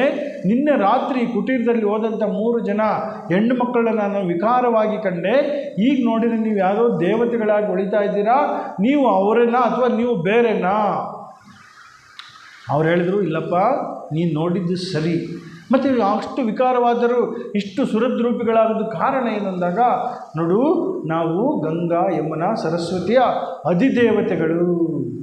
ಬೆಳಗ್ಗೆಯಿಂದ ಭಕ್ತರೇನು ಮಾಡ್ತಾರೆ, ನಮ್ಮ ನದಿನಲ್ಲಿ ಸ್ನಾನ ಮಾಡಿದಾಗ ಏನಾಗುತ್ತೆ, ಅವರ ಪಾಪಗಳನ್ನೆಲ್ಲ ನಾವು ಸ್ವೀಕಾರ ಮಾಡ್ತೀವಿ. ಆ ಪಾಪ ಏನು ಮಾಡುತ್ತೆ, ನಮ್ಮ ಎಲ್ಲ ಸದ್ಗುಣಗಳನ್ನೆಲ್ಲ ಸುಟ್ಟು ಭಸ್ಮ ಮಾಡಿ ನಮಗೆ ಈ ರೀತಿಯ ಒಂದು ವಿಕಾರತೆ ಉಂಟಾಗುತ್ತೆ. ಮತ್ತು ಈಗಂಗಾದ್ರಿ ಇಲ್ಲಿ ಒಬ್ಬರು ಸಾಧುಗಳಿದ್ದಾರೆ, ಸಂತರಿದ್ದಾರೆ, ಅವ್ರಿಗೆ ಬಂದು ಅವರಿಗೆ ನಾವು ನಮಸ್ಕಾರ ಮಾಡಿದಾಗ ಅವರು ಅದನ್ನೆಲ್ಲ ತಗೊಂಡು ನಮಗೆ ಮತ್ತೆ ಆ ಶಕ್ತಿಯನ್ನು ವಾಪಸ್ ಕೊಡ್ತಾರೆ. ನೋಡಿ, ಸತ್ಸಂಗ ಅನ್ನೋದೇನು ಮಾಡುತ್ತೆ, ನಮ್ಮ ಮನಸ್ಸನ್ನೆಲ್ಲ ಪವಿತ್ರ ಮಾಡುತ್ತೆ. ಸಾಧೂನಾಂ ದರ್ಶನಂ ಪುಣ್ಯಂ ಸ್ಪರ್ಶನಂ ಪಾಪನಾಶನಂ ಸಂಭಾಷಣಂ ಸರ್ವತೀರ್ಥಂಚ ಸಾಷ್ಟಾಂಗಂ ಮೋಕ್ಷದಾಯಕಂ ಅಂತ ಒಂದು ಸುಭಾಷಿತ ಹೇಳುತ್ತೆ. ಸಾಧುಗಳ ದರ್ಶನವೇ ಪುಣ್ಯ. ನಾವೇನೋ ಅವ್ರ ಹತ್ರ ಮಾತಾಡಬೇಕಾಗಿಲ್ಲ, ಸುಮ್ಮನೆ ದೂರದಿಂದ ನೋಡಿದರೆ ಸಾಕು. ಒಂದ್ಸರಿ ಒಬ್ಬ ಪೋಪ್ ಬಂದಿದ್ರಂತೆ. ಪೋಪ್ ಕ್ರಿಶ್ಚಿಯನ್ ದೊಡ್ಡ ಸಂತರು. ನಮ್ಗೆ ಹೆಂಗೆ ಜಗದ್ಗುರುಗಳಿರ್ತಾರೋ ಅವ್ರಿಗೆ ಅವರು ಜಗದ್ಗುರುಗಳು. ಅವ್ರು ನೋಡೋಕ್ಕೆ ಲಕ್ಷ ಜನ ಸೇರಿದ್ರಂತೆ, ಲಕ್ಷ ಜನ. ಆ ಪೋಪ್ಗೆ ಆಶ್ಚರ್ಯ ಆಯಿತು. ಅವ್ರ ಜೊತೆಗಿದ್ದಂಥ ಯಾರು ಕರೆಸಿದ್ರು ಆರ್ಗನೈಸರ್, ಅವ್ರು ಕ್ರಿಶ್ಚಿಯನ್ ತಾನೇ. ಅವ್ರು ಕೇಳಿದಂತೆ, ಇಷ್ಟು ಲಕ್ಷ ಜನ ಬಂದಿದ್ದಾರಲ್ಲ, ಇವರೆಲ್ಲ ಕ್ರಿಶ್ಚಿಯನ್ನಾ? ಅವನಿಗೆ ಖುಷಿಯಾಗಿರ್ಬೋದು, ಇಷ್ಟು ಜನ ಭಾರತ ದೇಶದಲ್ಲಿ ಕ್ರಿಶ್ಚಿಯನ್ಸ್ ಇದ್ದಾರಲ್ಲ ಅಂತ ಕೇಳಿದ್ರು. ಇವರೆಲ್ಲ ಕ್ರಿಶ್ಚಿಯನ್ ಅಂತ. ಇವರಲ್ಲಿ ಕ್ರಿಶ್ಚಿಯನ್ನು 1% ಇರೋದಷ್ಟೇ. ಮತ್ತು ಇವರೆಲ್ಲ ಹಿಂದೂಗಳು.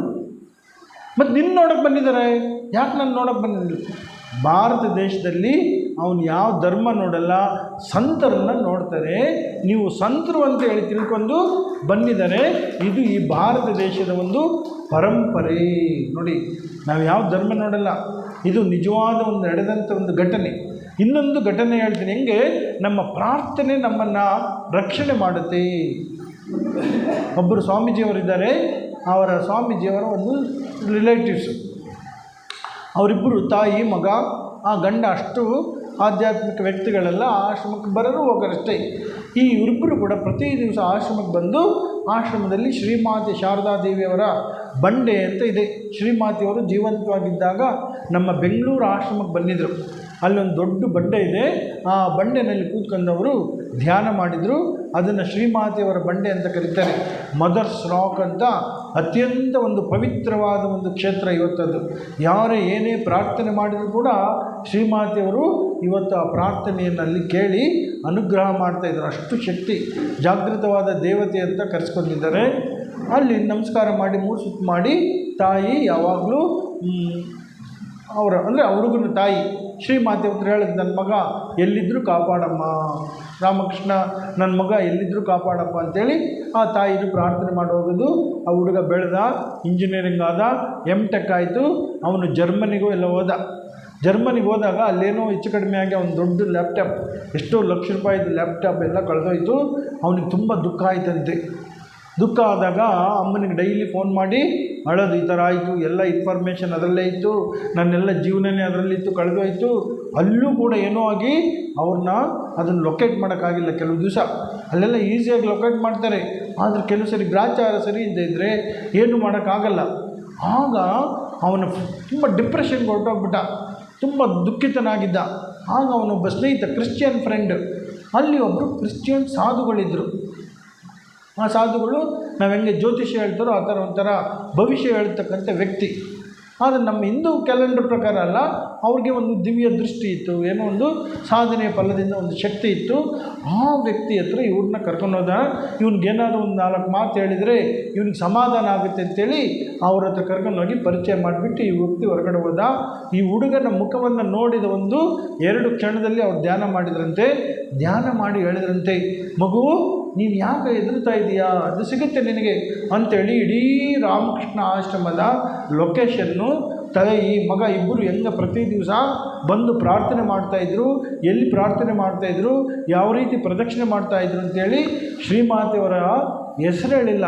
ಅವ್ರ ಲುಕ್ಸ್ ವೆರಿ ಆರ್ಡಿನರಿ, ನೋಡೋಕ್ಕೆ ತುಂಬ ಸಾಮಾನ್ಯರ ಥರ ಇದ್ದಾರೆ.